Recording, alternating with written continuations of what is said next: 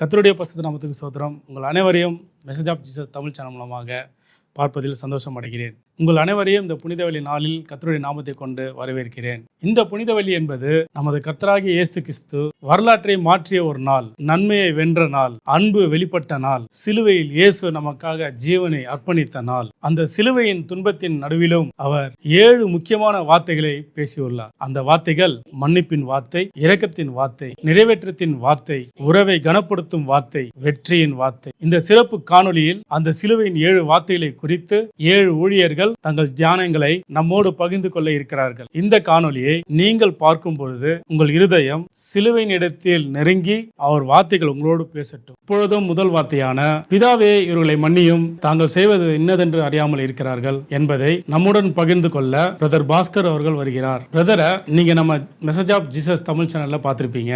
அவரும் பல தேவனுடைய வார்த்தைகளையும் நம்மோடு விளக்கத்தோடும் பகிர்ந்து கொண்டிருக்கிறார். இன்னும் அவரை தேவன் பயன்படுத்த நாம் ஜெபித்துக் கொள்வோம். இப்பொழுதும் முதல் வார்த்தையை பேச பிரதர் பாஸ்கர் அவர்களை வரவேற்கிறோம். Thanks brother. ஆண்டவராகிய இயேசு கிறிஸ்து நாமத்தில் உங்களை வாழ்த்துகிறேன். இன்று சிறிது நேரம் சிலுவை தியானத்தை குறித்து நாம் பார்க்க போகிறோம். அதற்கு முன்பாக சிறு ஒரு ஜெபத்தை செய்வோம். அன்பின் பிதாவே, அருமை ரட்சகரே, இந்த சிலுவை தியானம் உமது வார்த்தையை தியானிக்க போகிறோம். இந்த வார்த்தை கேட்கிற யாவரையும் தொடும்படியா நாங்கள் ஜெபிக்கிறோம். அப்பா, கர்த்தர் பெரிய காரியங்களை செய்யும், அவர்களோடு இடைப்படும். இயேசுவின் நாமத்தில் பிதாவே. ஆண்டவராகிய இயேசு கிறிஸ்து நாமத்தில் உங்களை வாழ்த்துகிறேன். இந்த நாளில் ஆண்டவர் இயேசு கிறிஸ்து சிலுவையில் தொங்கிக் கொண்டு இருக்கும் பொழுது 7 வார்த்தைகளை ஆண்டவர் அவர் வாயினாலே சொல்லுகிறதை நாம் பார்க்கிறோம். இந்த நாட்களிலும் ஆண்டவர் இயேசு கிறிஸ்து முதலாவதாக பிதாவே இவர்களை மன்னியும், இவர்கள் செய்கிறது இன்னதென்று அறியாமல் செய்கிறார்கள் என்று லூக்கா 23:34 சொன்ன வார்த்தையை நாம் பார்க்கிறோம். நீங்கள் கவனமாய் அந்த வார்த்தையை கேட்பீர்களானால், மன்னியும் என்ற வார்த்தை உலகத்தில் மிகப்பெரிய வார்த்தை. மன்னிக்கக்கூடிய சுபாவம் யாருக்கும் இருப்பதில்லை. மன்னித்தால் உலகம் சமாதானமாக இருக்கும். மன்னிப்பு என்பது சாதாரண விஷயமும் அல்ல. ஆனால் அவர் பட்ட பாடுகளை நாம் நினைக்கும் பொழுது இந்த சிலுவை தியானம் என்பது அவர் பட்ட பாடுகள் மட்டுமல்ல, மனுகுலத்துக்கு அது எப்படி மீட்பு வந்தது என்று நாம் பார்க்க வேண்டும். அவர் வேதனைப்பட்டு அந்த சிலுவையை சுமந்து கொண்டு வருகிறார். காரி துப்புகிறார்கள். சாட்டையினால் அடித்து அவரை துன்புறுத்தி கொண்டு வருகிறார்கள். இந்த வேதனைகளை எல்லாம் அவர் தாங்கி கொண்டு வரும்பொழுது அரைந்து அவரை நிமிர்த்தி நிறுத்தும் போது, அந்த சிலுவை தொங்கும் போது அவர் எவ்வளவு வேதனைப்பட்டிருக்கிறார் என்பதை நாம் கவனத்தில் கொள்ள வேண்டும். அந்த வேதனையின் மத்தியில் கூட நாம் ஆண்டவரை அறிந்து கொள்ள வேண்டும் என்று அந்த இரத்த காயங்களோடு, அந்த வலியோடு, அந்த வேதனையோடு அதை எப்படி சகிப்பது என்பது நம்மெல்லாம் வார்த்தையினால் சொல்லி அதை நாம் விவரிக்க முடியாது. ஆனாலும் அந்த வேதனைகள் அவர் சுமந்து கொண்டு, பிதாவே இவர்களை மன்னியும், இவர்கள் செய்கிறது இன்னதென்று அறியாமல் செய்கிறார்கள் என்று சொல்லி அவர் வேதனையோடு கூக்குரல் இடுகிறதை நாம் பார்க்கிறோம். பிதாவிடத்தில் இந்த மக்களுக்கு, அழிக்கிற மக்களுக்கு அவர் மன்னிப்பை கொடுக்கும்படி அவர் அங்கீகாரம் பெறுகிறார். அங்கீகாரம், அதாவது ஒரு மரண சாசனம் எழுதும் பொழுது அந்த மரண சாசனம் மரித்த பிற்பாடு தான் அந்த மரண சாசனமே உரிமையாகும். இருக்கும் வரைக்கும் அந்த மரண சாசனம் மற்றவர்களுக்கு உரிமை ஆகாது. அப்போ அந்த சிலுவையில் மரிக்க வேண்டும் என்பது அந்த பிதாவுடைய சித்தமாக இருக்கிறது. அந்த பிதாவின் சித்தத்தை நிறைவேற்றும்படியாகத்தான் ஆண்டவர் இயேசு கிறிஸ்து இந்த பூமிக்கு வந்தார் என்று நாம் பார்க்கிறோம். அப்படியாகவே பாவிகளை ரட்சிக்க வேண்டும் என்பதும் அவருடைய ஒரு உடன்படிக்கையாக இருக்கிறது. அந்த உடன்படிக்கையை தான் அங்கே நிறைவேற்றுகிறார். அப்படிப்பட்ட வார்த்தையை அவர் பிதாவிடத்தில் இவர்களுக்காக பரிந்து பேசி கொண்டு இருக்கிறார். பிதாவாகிய தேவன் கோபமுடையவர். அவர் கோபப்பட்டால் என்ன நடக்கும் என்பது குமாரனாகிய இயேசுவுக்கு மட்டுமே தெரியும். ஆகையினால் தான் பிதாவிடத்தில் அவர் வேண்டிக் கொள்கிறார், பிதாவே இவர்களை மன்னியும். அது மட்டுமல்ல, அவர் பூமியில வாழ்ந்து கொண்டு இருக்கும் பொழுதும் சில பேர்களை மன்னித்து அற்புதங்களையும் அடையாளங்களையும் செய்தார் என்று நாம் பார்க்கிறோம். பழைய ஏற்பாடு காலத்தில் பார்த்தீங்கன்னா 2 நாளாகமும் 7:14 நாம் வாசிக்க கேட்போம். என் நாமம் தரிக்கப்பட்ட என் ஜனங்கள் தங்களை தாழ்த்தி ஜெபம் பண்ணி என் முகத்தை தேடி தங்கள் பொல்லாத வழிகளை விட்டு திரும்பினால், அப்பொழுது பரலோகத்தில் இருக்கிற நான் கேட்டு அவர்கள் பாவத்தை மன்னித்து அவர்கள் தேசத்துக்கு சேமத்தை கொடுப்பேன். பரலோகத்தில் இருக்கிற நான் கேட்டு, அப்போ பிதாவாகிய தேவன் இந்த இடத்துல இந்த வசனத்தை சொல்லும்படியாக அங்கே நாம் பார்க்கிறோம். அப்போ அவர் கேட்கும் போது, அவர் முகத்தை நாம் பார்க்கும் பொழுது நாம் பாவம் மன்னிக்கப்படும். அந்த பாவம் மன்னிக்கப்படும் என்பதற்கான அறிகுறியே அதுதான். அவர் அதனால தான் பிதாவை நோக்கி அவர் பார்த்து சொல்லுகிறார், பிதாவே இவர்களை மன்னியும்.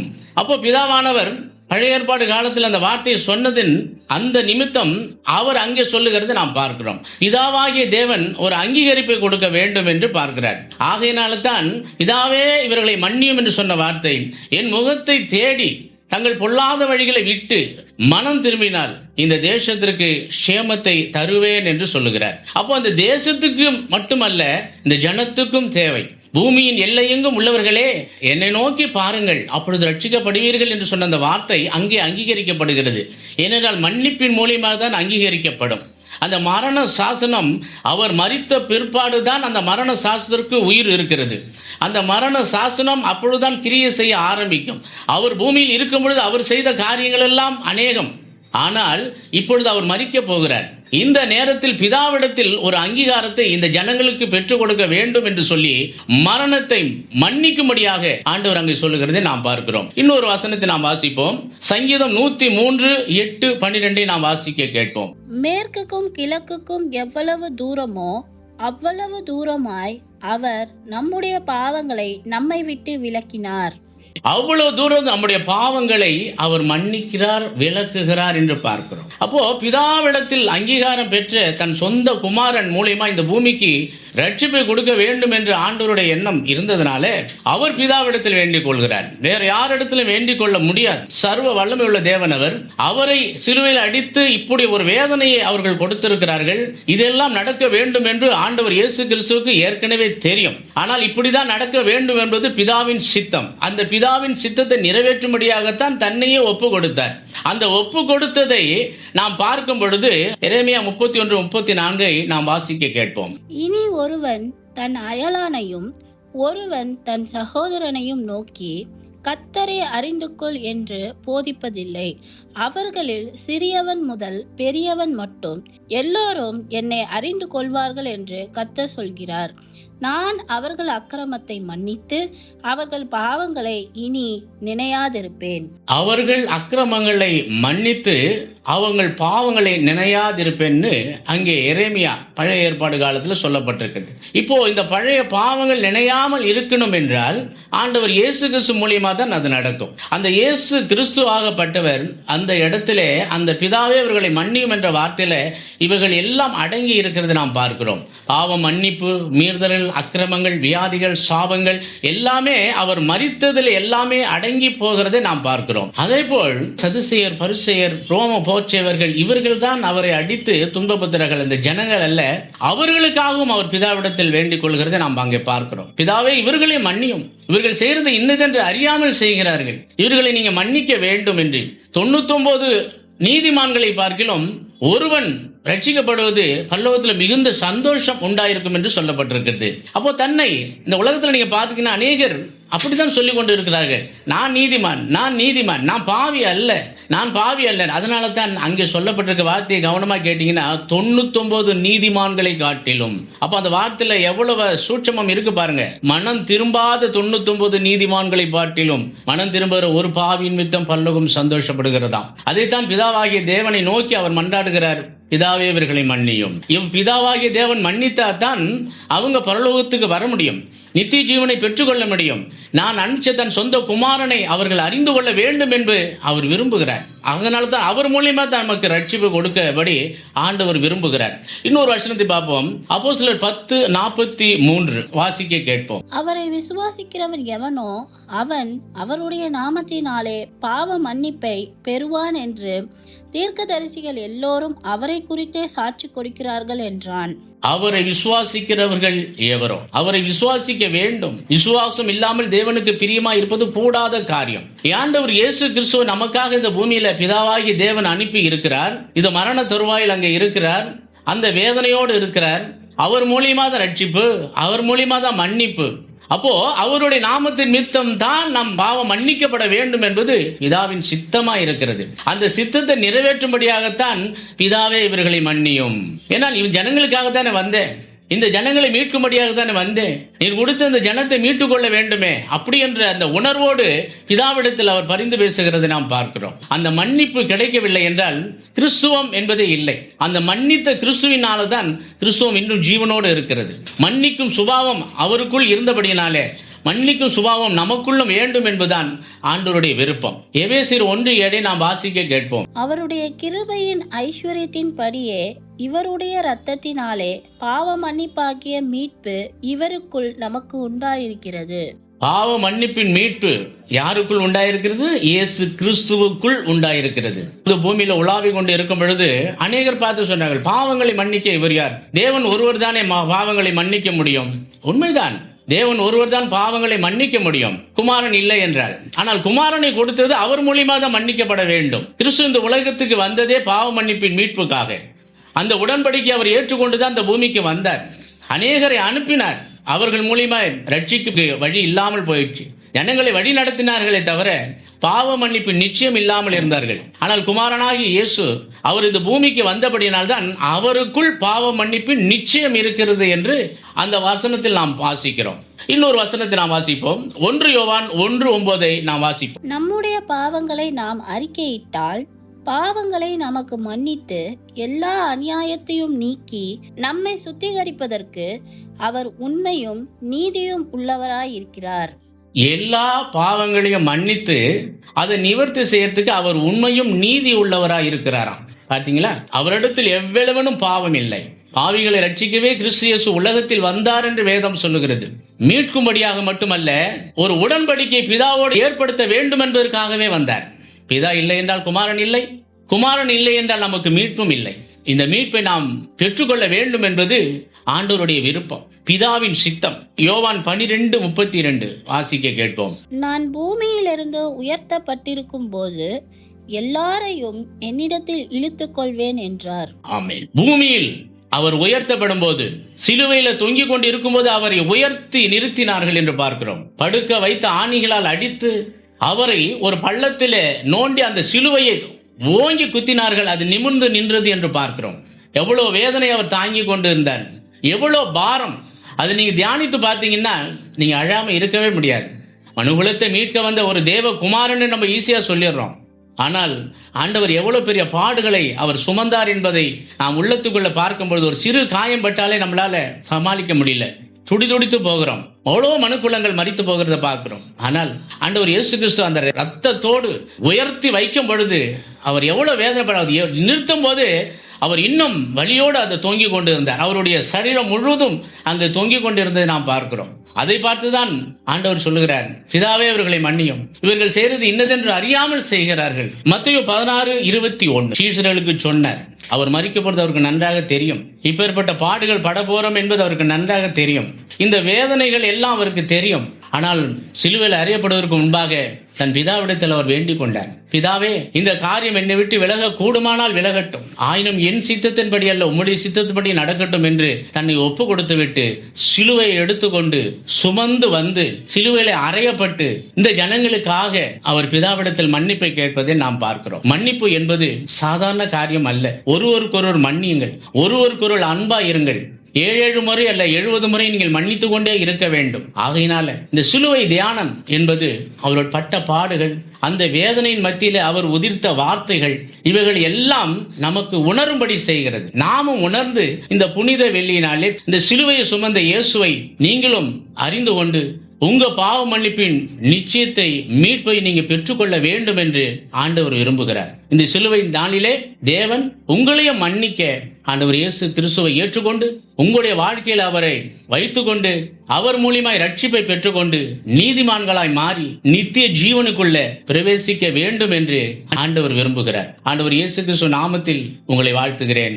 ஆமென். பிதாவாகிய தேவனே, குமாரனாகிய இயேசுவே, பரிசுத்த ஆவியானவரே, இந்த சிலுவை தியான நாளிலே இந்த ஜனங்களுக்காக இதை கேட்டுக்கொண்டிருக்கிற எல்லா ஜனங்களையும் உம்முடைய கரத்தில் ஒப்புக் கொடுக்கிற ராஜா. பிதாவே, இவர்களை மன்னியும் என்று சொல்லி அந்த வேதனையின் மத்தியிலே அந்த இடத்துல நீங்க எப்படி அவர்களுக்கு மன்னிப்பை பெற்றுக் கொடுத்தீரோ, இப்பொழுது பார்த்து கொண்டு இருக்கிற எல்லாரும் மனம் திரும்பட்டும், சத்தியத்தை அறிந்து கொள்ளட்டும், சத்தியம் அவளை விடுதலையாகட்டும். இதாவிடத்தில் மன்றாடி இன்றும் எங்களுக்காக பரிந்து பேசிக் கொண்டிருக்கிறீர் என்பது எங்களுக்கு தெரியும். ஆனாலும் இன்னும் உம்மை அறிந்தும் அறியாமல் வாழ்கிற இந்த ஜனங்கள் ஆழட்டும் ராஜா. அவர்களும் மனம் திரும்பட்டும், சத்தியத்தை அறிந்து கொள்ளட்டும், சத்தியம் அவளை விடுதலையாகட்டும். மெய்யான தெய்வத்தை கண்டு அவர்களும் பரலோக ராஜ்யத்திற்கு வர தேவன் கிருபை செய்யும். இந்த சிலுவை நாளிலே உம்முடைய கரத்தில் இந்த ஜனங்களை ஒப்புக் கொடுக்கிறேன். ஆசீர்வதிங்க, பலப்படுத்துங்க, பாதுகாத்துக் கொள்ளுங்க. மீட்பரும் ரட்சகருமாய் இருக்கிற எங்கள் ஆண்டவர் இயேசு கிறிஸ்து நாமத்தில் வேண்டி மன்றாடுகிறோம் எங்கள் நல்ல பிதா. ஆமென்.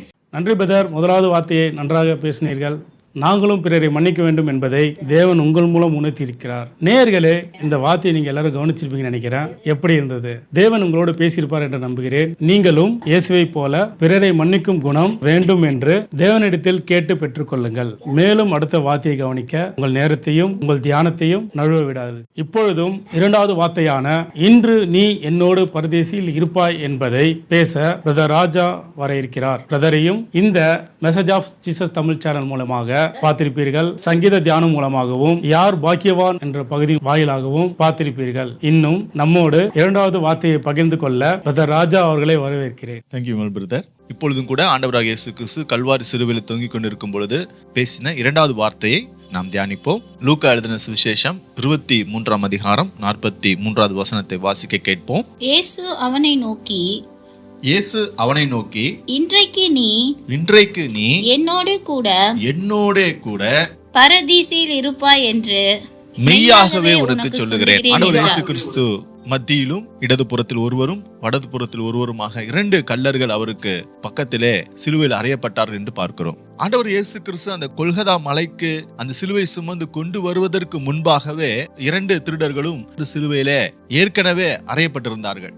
எப்படி சொல்கிறேன் என்றால், ஆண்டவர் இயேசு கிறிஸ்து தன்னுடைய சிலுவையை சுமந்து கொண்டு அந்த கொல்கதா என்ற மலைக்கு வந்த பொழுது நடந்த காரியங்களை அவர்கள் கவனித்துக் கொண்டிருப்பதை நாம் இந்த வசனத்தின் மூலமாக இதற்கு முன்பாக உள்ள வசனங்களை நாம் பார்க்கும் பொழுது வாசிக்க கேட்போம். லூக்கா எழுதின சுவிசேஷம் 23ஆம் அதிகாரம் 39வது வசனம். அன்றியும் சிலுவையில் அறையப்பட்டிருந்த குற்றவாளிகளில் ஒருவன், நீ கிறிஸ்துவானால் உன்னையும் எங்களையும் ரட்சித்துக்கொள் என்று அவரை இகழ்ந்தான். இப்போ முதலாவது திருடம் பேசுறான். என்ன சொல்றான்? நீ கிறிஸ்துவானால் உன்னையும் எங்களையும் ரட்சித்துக்கொள். ஏன்னா வருகிறவங்க என்ன பண்றாங்க? இவர் தான் ரட்சகர், இவர் தான் மேசியா என்று சொல்லி அழுது கொண்டும் புலம்பிக் கொண்டும் வந்து கொண்டிருக்கிறார்கள். இதை அந்த திருடன் என்ன பண்றான்? கேட்கிறான். கேட்டவன சொல்றான், நீர்க்கு உண்மையான கிறிஸ்துவானால் என்னையும் உன்னையும் ரட்சித்துக்கொள் என்று அவர் சொல்றார். அடுத்த வசனத்தை வாசிங்க 40. மற்றவன் அவனை நோக்கி, நீ இந்த ஆக்கினைக்கு உட்பட்டவனாய் இருந்தும் தேவனுக்கு பயப்படுகிறது இல்லையா? ஒரு திருடன் இப்ப பேசுறான். என்ன சொல்றான்? நீ இந்த ஆக்கினைக்கு உட்பட்டவனாய் இருந்தும் தேவனுக்கு பயப்படுகிறது இல்லையா? அப்படின்னா அர்த்தம், நம்ம தவறு செய்திருக்கிறோம், நாம் தவறு செய்தது நிமித்தமாக நாம் தண்டிக்கப்படுகிறோம் என்பதை அந்த 2வது திருடன் உணர்ந்து கொண்டிருந்தான். அடுத்த 41 படிங்க. நாமோ நியாயப்படி தண்டிக்கப்படுகிறோம், நாம் நடப்பித்தவைகளுக்கு தக்க பலனை அடைகிறோம், இவரோ தகாதது ஒன்றையும் நடப்பிக்கவில்லையே என்று அவனை கடிந்து கொண்டு இயேசுவை நோக்கி, ஆண்டவரே, நீர் உம்முடைய ராஜ்யத்தில் வரும்போது அடியேனை நினைத்தருளும் என்று. ஆமென். அவர் இந்த சிலுவை சுமந்து அந்த கொல்கதா மலைக்கு வருவதற்கு முன்பாக அந்த அருகிலே நடந்து கொண்ட எல்லா காரியத்தையும் இந்த 2 திருடர்கள் என்ன பண்றாங்க? கவனித்துக் கொண்டிருக்கிறாங்க. அதுல முதல் திருட சொல்றான், நீங்க தான் கிறிஸ்துவானால், நீங்க தான் ரட்சகரானா எங்களையும் உன்னையும் ரட்சித்துக்கொள்ளும் என்று சொல்லி இகழ்கிறான். ஆனா 2வது திருவன் கொஞ்சம் வேற மாதிரி யோசிக்கிறான். என்ன யோசிக்கிறான்? நாம் நியாயமானபடி தண்டிக்கப்படுகிறோம், நாம செஞ்ச குற்றத்துக்கு தக்கதாக நாம தண்டிக்கப்படுகிறோம். ஆனா அவர் என்ன பண்ணல? ஒரு தவறும் செய்யாம இந்த இடத்துக்கு வந்திருக்கிறார் என்பதை உணர்ந்து கொண்டவனாக, அவர் மேசியா என்பதை உணர்ந்து கொண்டவனாக, அவர் ரட்சகர் என்று உணர்ந்து கொண்டவனாக அவர் என்ன பண்றான்? ஆண்டவர்கிட்ட ஒரு பிரார்த்தனையை வைக்கிறான், ஒரு ரிக்வெஸ்ட்டை வைக்கிறான். என்ன பண்றான்? ஆண்டவரே, முதலாவது அவர் ஆண்டவரே, அவன் இந்த நடந்த எல்லா காரியத்தையும் பார்த்து அவர் தான் ரட்சகர் என்பதை உணர்ந்து கொண்டான். அவர் தான் ஆண்டவர் என்பதை என்ன பண்ணான்? 2வது திருடன் உணர்ந்து கொண்டான். ஆகவே தான் அவன் சொல்றான், ஆண்டவரே ஆண்டவரே என்று சொல்லி அவரை என்ன பண்றான்? அழைக்கிறான். நீர் உம்முடைய ராஜ்யத்தில் வரும்போது அடியேனை நினைத்தருளும் என்ற ஒரு ரிக்வெஸ்ட் ஆண்டவருக்கு முன்பாக வைக்கிறான். அந்த வலது பக்கத்துல இருந்த கல்லன் சொன்னானோ அல்லது இடது பக்கத்துல இருந்த கல்லன் சொன்னானோ நமக்கு தெரியாது. ஆனா அந்த கல்லன் பாருங்க, அந்த இடத்துல தன் ஆண்டவரை ஏற்றுக்கொள்கிறான். எப்படி ஏற்றுக்கொள்கிறான்?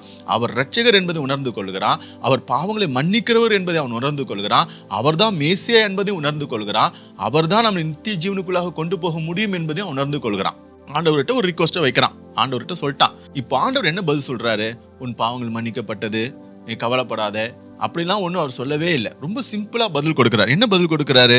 இன்றைக்கு என்னோடு கூட பரதீசில் இருப்பாய் என்று மெய்யாக உனக்கு சொல்லுகிறேன்னு ஒரு வார்த்தை மாத்திரம் சொல்றாரு. அப்ப என்ன இந்த வார்த்தை நம்ம கற்றுக்கொள்கிறோம்னா, அந்த வார்த்தையில என்ன சொல்றாரு? என்னோடு கூட பரதீசில் இருப்பாய் அப்படின்னு என்ன அர்த்தம்? மரணத்துக்கு பின்பாக ஒரு நித்திய ஜீவன் உண்டு என்பதை அவனுக்கு ஒரு அஷூரன்ஸ் கொடுக்கிறாரு. ஒரு அஷூரன்ஸ், மெய்யாகவேன்ற நம்ம ரொம்ப கவனிக்கணும். மெய்யாகவே. அப்போ ஒரு மரணத்துக்கு பின்பாக இருக்கக்கூடிய நித்திய ஜீவனுக்கான ஒரு உறுதியை அந்த கல்லனுக்கு ஆண்டவர் கொடுக்கிறார். அது மாத்திரமல்ல, என்னோடு கூட நீ பரதேசில் இருப்பாய், நான் மரித்த பின்பால் எங்கே போறனோ அங்கே நீ என்ன பண்ணுவ, என் கூட இருப்பேன்னு ஒரு நம்பிக்கையை, அந்த நம்பிக்கையை என்ன பண்ற ஆண்டவர் கொடுக்கிறாரு. இதுல இருந்து நம்ம என்ன கற்றுக்கொள்கிறோம் அப்படின்னா, ஆண்டவரை இயேசு கிறிஸ்துவை முழுமையாக விசுவாசித்து எந்த நேரத்திலும் நாம் அவரை நோக்கி கூப்பிடும் பொழுது அவர் நம்மை ரட்சிக்கிற தேவனாக இருக்கிறார். அந்த கல்வாரி சிலுவையில் தொங்கிக் கொண்டிருக்கிறான். வேதம் என்ன சொல்கிறது? தன் பாவங்களை மறைக்கிறவன் வாழ்வடைய மாட்டான், ஆனால் அவைகளை அறிக்கை செய்து விட்டு விவரணும் இரக்கம் பெறுவான் இருக்கு. இந்த இடத்துல அந்த திருடன் தன் பாவத்தை எப்படி அறிக்கை இடுறான்னா, அவன் அறிக்கை இடல, ஆனா மறைமுகமா என்ன சொல்றான்? இன்னொரு கள்ளன் கிட்ட, நாம் நடப்பிக்கத்தக்கவைகளுக்கு தக்க பலனை அடைகிறோம். அப்படின்னா தன் பாவத்தை உணர்ந்துட்டான். நாம தப்பு செஞ்சுட்டோம், அந்த தப்புனால தான் என்ன பண்றோம், இன்னைக்கு இந்த பலனை அனுபவித்து கொண்டிருக்கிறோம்னு சொல்லிட்டு அந்த ரெண்டாவது திருடன் என்ன பண்ணான்? உணர்ந்து கொண்டான். அந்த உணர்ந்து கொண்டதுனாலதான் அவனுக்கு என்ன கிடைச்சதுன்னா, பாவ மன்னிப்பு அந்த இடத்துல உடனடியாக கிடைச்சது. முதல் திருடனை போல அவன் ஒரு ஏளனமாக ஆண்டவரை பேசல. ரெண்டாவது ரொம்ப பொறுமையா நிதானமா நடந்த காரியங்கள் எல்லாம் கவனிச்சு, இவர் தான் மேசியா, இவர் தான் ரட்சகர், இவர் தான் ஆண்டவர்னு உணர்ந்து கொண்டு அவங்ககிட்ட தன் பாவத்தை சொல்றான். நாம தப்பு செஞ்சுட்டோம்ப்பா, அந்த தப்பு நிமித்தம் தான் என்ன பண்றோம், இன்னைக்கு இந்த தண்டனையை அனுபவித்து கொண்டிருக்கிறோன்றது தன் பாவத்தை உணர்ந்துட்டான். உணர்ந்தது மட்டும் இல்லாம அது அறிக்கையும் செய்யறான். ஆமா, நமக்கு இதனாலதான் தண்டனை கிடைச்சிருக்குன்றதை அவன் அறிக்கையும் செய்யறான். சோ அந்த வார்த்தை பாருங்க, ஆண்டவர் இயேசு சொன்ன பாவங்களை மறைக்கிறவன் வாழ்வடைய மாட்டான், அவைகளை அறிக்கை செய்து விட்டுகிறோனோ இரக்கம் பெறுவான். அந்த வார்த்தை இந்த இடத்தை நிறைவேனதை நாம பார்க்கிறோம். அதாவது நித்திய ஜீவனுக்காக உறுதியை அவன் என்ன பண்ற, ஆண்டவர் அவனுக்கு கொடுக்கிறாரு. அவனுடைய பாவங்கள் மன்னிக்கப்பட்டது மாத்திரம் அல்ல, அவன் என்ன பண்ணான், நித்திய ஜீவனை சுதந்திரித்துக் கொள்வதற்கான ஒரு நிச்சயத்தையும் அவன் பெற்றுக்கொண்டான். இதைதான் நாம இங்க பார்க்கணும். நாமும் கூட நம்முடைய வாழ்க்கையில நம்ம நித்திய ஜீவன் நமக்கு உண்டு. ஆண்டவர் இயேசு கிறிஸ்து நமக்கு அந்த கல்வாரி சிலுவையில அதை உறுதி செய்து வைத்து போயிருக்கிறார். அவர் உறுதி செய்ய, அவர் மரித்து போனாதான் அவன் என்ன பண்ண முடியும், அவர் கூட கூட்டுக்கொண்டு போக முடியும். அதான் அவர் சொன்னார், இன்றைக்கு என்னோடு கூட நீ பரதீசில் இருப்பாய். ஏன்னா அவர் மரணத்தின் மூலமாக தான் அந்த பரதீசினுடைய வாசல் திறக்கப்பட்டது. அந்த பரதீஸ் என்பது ஒரு அழகிய ஒரு தோட்டத்திற்கு ஒப்பாக ஒப்பிடப்படுகிறது. அது கிரேக்க வார்த்தையில பேரடிசியோஸ் அப்படின்னு சொல்லப்படுகிறது. அப்படின்னா கார்டன், தோட்டம், அல்லது அடைக்கப்பட்ட தோட்டம், அதாவது சுற்றிலும் வேலி அடைக்கப்பட்ட ஒரு தோட்டம் என்று கூட அந்த பரதீசுக்கு ஒரு அர்த்தத்தை சொல்றாங்க. அப்படின்னா என்ன அர்த்தம்? ஆண்டவரை இயேசு கிறிஸ்து எப்படி ஏதேன் தோட்டத்துல இழந்த அந்த உறவை மறுபடியும் புதுப்பிக்கிறதாக கூட இந்த தோட்டத்தை என்ன பண்றாங்க, இந்த பரதீசை ஒப்பிடுறாங்க. அதுதான் அவர் சொல்றாரு, ஆண்டவர் இயேசு கிறிஸ்து அந்த தரித்திரனாகி லாசருவும் ஐஸ்வர்யான மரித்த பொழுது லாசர் எங்க கொண்டு போய் விடப்பட்டாராம்? ஆபிரகாம் மடியிலே கொண்டு போய் விடப்பட்டாருன்னு இருக்கு. அது பரதீசுக்கு ஒப்பாக சொல்லப்பட்ட ஒரு இடம். ஏன்னா இளைப்பாறுகிற ஒரு இடம், அது இளைப்பாறுகிற ஒரு இடம். அது ஆண்டவர் இயேசு கிறிஸ்துவினுடைய மரணத்தின் மூலமாக தான் அந்த இடம் என்னாச்சு, நமக்காக கொடுக்கப்பட்டிருந்தது. அதான் நம்ம இங்க பார்த்தோம். நம்ம ஒவ்வொருவருக்கும் இந்த நாளில் ஆண்டவர் என்ன சொல்றாரு, நமக்கு நித்திய ஜீவனை அளிப்பேன் என்று அவர் வாக்கு கொடுத்திருக்கிறார். நான் எங்கே இருப்பேனோ நீங்களும் அங்கே இருக்கும்படி அருள் செய்வேன் என்று அவர் சொல்லியிருக்கிறார். சோ ஆகவே இந்த நாளிலே அவருடைய சிலுவையின் தியானங்களை தியானித்துக் கொண்டிருக்கிற நாம், அவர் சிலுவையில பேசின வார்த்தைகளை தியானித்துக் கொண்டிருக்கிற நாம், நம்மை நாமே ஆராய்ந்து பார்த்து அந்த நித்திய ஜீவன் அடைவதற்கு எங்களுக்கு உதவி செய்யுங்க என்று சொல்லி நாம் அவரிடத்துல கேட்கும் பொழுது நிச்சயமாகவே அவர் என்ன பண்ணுவார், நமக்கு நித்திய ஜீவனை கொடுப்பார். இதோ நான் சீக்கிரமாய் வருகிறேன் என்று சொன்னார், மேகங்களுடனே வருகிறேன் என்று சொன்னார். அவருடைய வருகை தாமதிக்குமானால் நாம் மரித்த பின்பு நாம் என்ன பண்ணுவோம், அவருடைய வருகையில உயிரோடு கூட எழுப்பப்படுவோம். அல்லது நாம் மரிப்பதற்கு முன்பாக ஆண்டவர் இயேசு கிறிஸ்து வருகை இருந்தா நாம் என்ன பண்ணுவோம், மறுரூபமாகி அவரோடு கூட எடுத்துக்கொள்ளப்படுவோம். அப்போஸ்தலனாகிய பவுல் தெசலோனியருக்கு சொல்றாரு, இதுதான் நடக்க போகிறது. ஆண்டவர் இயேசு கிறிஸ்து இந்த வார்த்தையின் மூலமாக நமக்கு ஒரு உறுதியை கொடுத்திருக்கிறார். அந்த பரதீசின் வாசலை திறந்திருக்கிறார். நமக்கு ஒரு நித்திய ஜீவனை கொடுக்க ஆண்டவர் என்ன பண்றாரு, என்னை அல்லாமல் ஒரு பிதாவிடத்தில் வரான் என்று சொல்லியிருக்கிறார். என்னுடைய பிதாவின் வீட்டிலே அநேக வாசஸ்தலங்கள் உண்டு, அப்படி இல்லாதுன்னா நான் உங்களுக்கு சொல்லியிருப்பேன். நான் போய் உங்களுக்காக ஒரு ஸ்தலத்தை ஆயத்தம் பண்ண போகிறேன். அது நான் போன பின்பு நான் மீண்டும் வந்து நான் எங்கே இருக்கிறேனோ அங்கேயே உங்களை கொண்டு போய் சேர்ப்பேன் ஆண்டவர் இயேசு கிறிஸ்து சொல்லியிருக்கிறாரு. ஸோ ஆண்டவர் இயேசு கிறிஸ்து நமக்கு நித்திய ஜீவனுக்கான ஒரு உறுதியை அந்த கல்வாரி சிலுவையில் நமக்கு கொடுத்து விட்டு போயிருக்கிறார். நிச்சயமாகவே நம்ம ஒவ்வொருவருக்கும் நித்திய ஜீவன், அவரை விசுவாசிக்கிற நம்ம ஒவ்வொருவருக்கும் என்ன உண்டு, நமக்கு நித்திய ஜீவன் உண்டு. எப்படி அந்த கள்ளன் அந்த கடைசி மணி நேரத்துல தன்னுடைய பாவங்களை உணர்ந்து தன் பாவங்களை அறிக்கையிட்டு அந்த பாவ மன்னிப்பின் பெற்றுக்கொண்டு ஆண்டவரிடத்துல, ஆண்டவரே நீ நினைத்தருளும் என்று சொல்லி ஒரு விண்ணப்பத்தை வைக்கும் பொழுது எப்படி ஆண்டவர் எனக்கு நித்திய ஜீவனை கொடுப்பேன் என்று உறுதி அளித்தாரோ, அதே போல இந்த நாளிலே நம் ஒவ்வொருவருக்கும் அதே உறுதியை நமக்கு அவர் அளிக்கிறார். ஆகவே நித்திய ஜீவனை பெற்றுக்கொள்வதற்கு நாம் ஆண்டவரிடத்தில் நம்மை தாழ்த்தி ஜெபம் செய்வோம். எங்களை நேசிக்கிறதான அன்பின் பரலோக பிதாவே, நீர் பேசின இந்த 2வது வார்த்தைக்காக உமக்கு நன்றி. நித்திய ஜீவனை அளிப்பேன் என்ற ஒரு நிச்சயத்தை அப்பா ஆண்டவர் நீர் கொடுத்ததற்காக உமக்கு நன்றி செலுத்துகிறோம். அந்த நித்திய ஜீவனை நாங்கள் சுதந்திரத்துக் கொள்வதற்கு உம்முடைய கிருபையினாலும் இரக்கங்களினாலும் எங்களை வழிநடத்தி செல்லும்படியாக எங்களை உம்முடைய அன்பின் கரத்தில் ஒப்புக் கொடுக்கிறோம். ஆண்டவர் இயேசு கிறிஸ்துவின் நாமத்தில் ஜெபிக்கிறோம் நல்ல பிதாவே, ஆமென். Thank you brother. 2வது வார்த்தையை நீங்கள் அழகாக பேசினீர்கள்.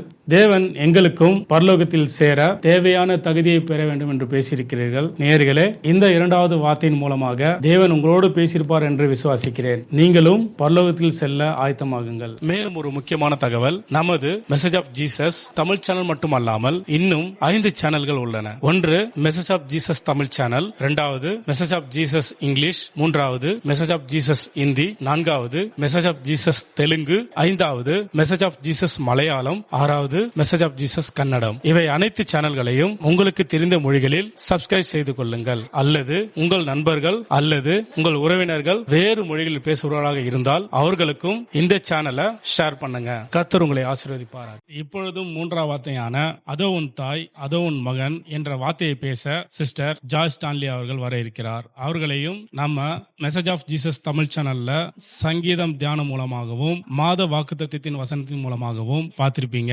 இப்பொழுதும் அவரை 3ஆம் வார்த்தையை பேச வரவேற்கிறேன். Praise the Lord. உங்கள் யாவரையும் மீண்டும் இந்த காணொளியின் மூலமாக சந்திப்பதில் மிகவும் சந்தோஷம் அடைகிறேன். இந்த நாளிலும் நாம் இயேசு கிறிஸ்து சிலுவையில் அறையப்பட்ட அன்று சொன்ன 7 வார்த்தைகளை குறித்து நாம் தியானித்துக் கொண்டிருக்கிறோம். அந்த வகையில் நான் 3வது வார்த்தையான அதோ உன் மகன் அதோ உன் தாய் என்று இயேசு கிறிஸ்து சொன்ன அந்த வார்த்தையை நாம் இப்பொழுது தியானிப்போம். நம் யாவரும் கண்களை மூடி ஒரு சிறிய ஜெபம் செய்வோம். மகா பரிசுத்த நல்ல ஆண்டவரே, உமக்கு ஸ்தோத்திரம் தகப்பனே. இந்த நாளிலும் எங்களுக்காகவும் எங்களுடைய அக்கிரமங்களுக்காகவும் எங்களுடைய பாவங்களுக்காகவும் நீர் இந்த சிலுவையை சுமந்து எங்களுக்காக மரித்து எங்களுடைய குற்றங்கள் எல்லாவற்றையும் மன்னித்திருக்கீங்க. உமக்கு நன்றி ராஜா. நீர் கடைசியாக சொன்ன இந்த வார்த்தைகளை நாங்கள் தியானித்து கொண்டிருக்கிறோம். இதோ அடியனையும் இந்த 3வது வார்த்தையின் மூலமா மக்களுக்கு பேச நீர் எங்களுக்கு வழிவகுத்திருக்கீங்க. உமக்கு நன்றி தகப்பனே. கேட்கிறவர்கள் அனைவருக்கும் இது ஒரு பிரயோஜனமா இருக்க உதவி செய்யுங்க. நான் அல்ல, கிறிஸ்துவே வெளிப்படட்டும். நீரே என் வாயின் மூலமாய் பேசுங்க. இந்த வார்த்தைகள் அனைத்தும் மக்களின் மனதை தொடட்டும். இந்த வசனத்தின் மூலமாய் நீங்க என்ன சொல்ல வரீங்களோ அதை நாங்கள் புரிந்து கொள்ள உதவி செய்யுங்க. நிறைய பொறுப்பெடுத்து வழி நடத்துங்க. இயேசு கிறிஸ்துவின் நாமத்தில் ஜெபிக்கிறேன் நல்ல பிதாவே, ஆமென். இந்த நாளிலும் இயேசு கிறிஸ்துவை துன்புறுத்தி வாரினால் அடித்து குத்தப்பட்டு இரத்த சிந்துகிற நிலைமையில் இருக்கிற இயேசு கிறிஸ்துவானவர் இந்த இடத்துல, அதாவது இந்த 3வது வார்த்தை சொல்வதற்கு முன்பாக அங்க கூடியிருக்கிற சேவகர்கள் எல்லாரும் அவர் அணிந்திருந்த ட்ரெஸ்ஸ சீட்டு குலுக்கி போட்டு யாருக்கு வருது அப்படின்றத பார்த்து கொண்டிருந்தாங்க. அந்த நிலைமையில இருக்கும்போதுதான் இயேசு கிறிஸ்துவானவர் சிலுவையின் பக்கத்துல தன் தாயாகிய மரியாளை பார்க்கிறார். அதே போல இந்த பக்கத்துல பார்க்கும் பொழுது தன் அன்பான சீஷனாகிய யோவான் என்பவரையும் பார்க்கிறார். சோ இந்த இடத்துல சொல்லப்பட்டிருக்கு, யோவான் 19:26-27 வாசிப்போம். அப்பொழுது இயேசு தம்முடைய தாயையும் அருகே நின்ற தமக்கு அன்பாயிருந்த சீசனையும் கண்டு தம்முடைய தாயை நோக்கி, ஸ்திரீயே, அதோ உன் மகன் என்றார். பின்பு அந்த சீசனை நோக்கி, அதோ உன் தாய் என்றார். அந்நேரம் முதல் அந்த சீசன் அவளை தன்னிடமாய் ஏற்றுக்கொண்டான். ஆமென். தாயை முதலாவது பார்த்து, அதாவது கண்டு என்று சொல்லப்பட்டிருக்கிறது.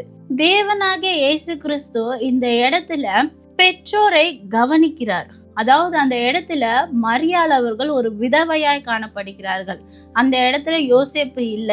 அதாவது நீங்க கேட்கலாம், இயேசு கிறிஸ்துவோடைய சகோதர சகோதரிகள் அந்த இடத்துல இருந்திருப்பாங்களே, ஏன் மரியாளை யோவான் இடத்துல ஒப்படைக்கணும்னு உங்களுக்கு ஒரு கேள்வி எழும்பலாம். ஆனா அவருடைய சகோதரர்கள் அவரோடு பிறந்த ஒரு மனிதனாய் மட்டுமே இயேசு கிறிஸ்துவை பாவித்தார்கள். கடவுளாகவோ அல்லது கடவுளின் மகனாகவோ அவரை பாவிக்கவில்லை. அவருடைய அற்புதங்களையும் அடையாளங்களையும் பார்த்திருக்கிறார்கள். ஆனால் அவரை அப்படி யோசிக்கவில்லை. தன்னோடு கூட பிறந்த ஒரு சகோதரனாய் மட்டுமே அவர்கள் பார்க்கிறார்கள். அப்படி இருக்கிற சமயத்தில் மரியாளை அவர்களிடத்தில் ஒப்படைத்தாலோ இல்ல அவங்களே அவர்களோடு இருந்தாலோ ஒரு சில டைம்க்கு அப்புறம் இயேசு கிறிஸ்துவை மறப்பதற்கான வழி கூட மரியாளுக்கு அமைந்திருக்க கூடும்.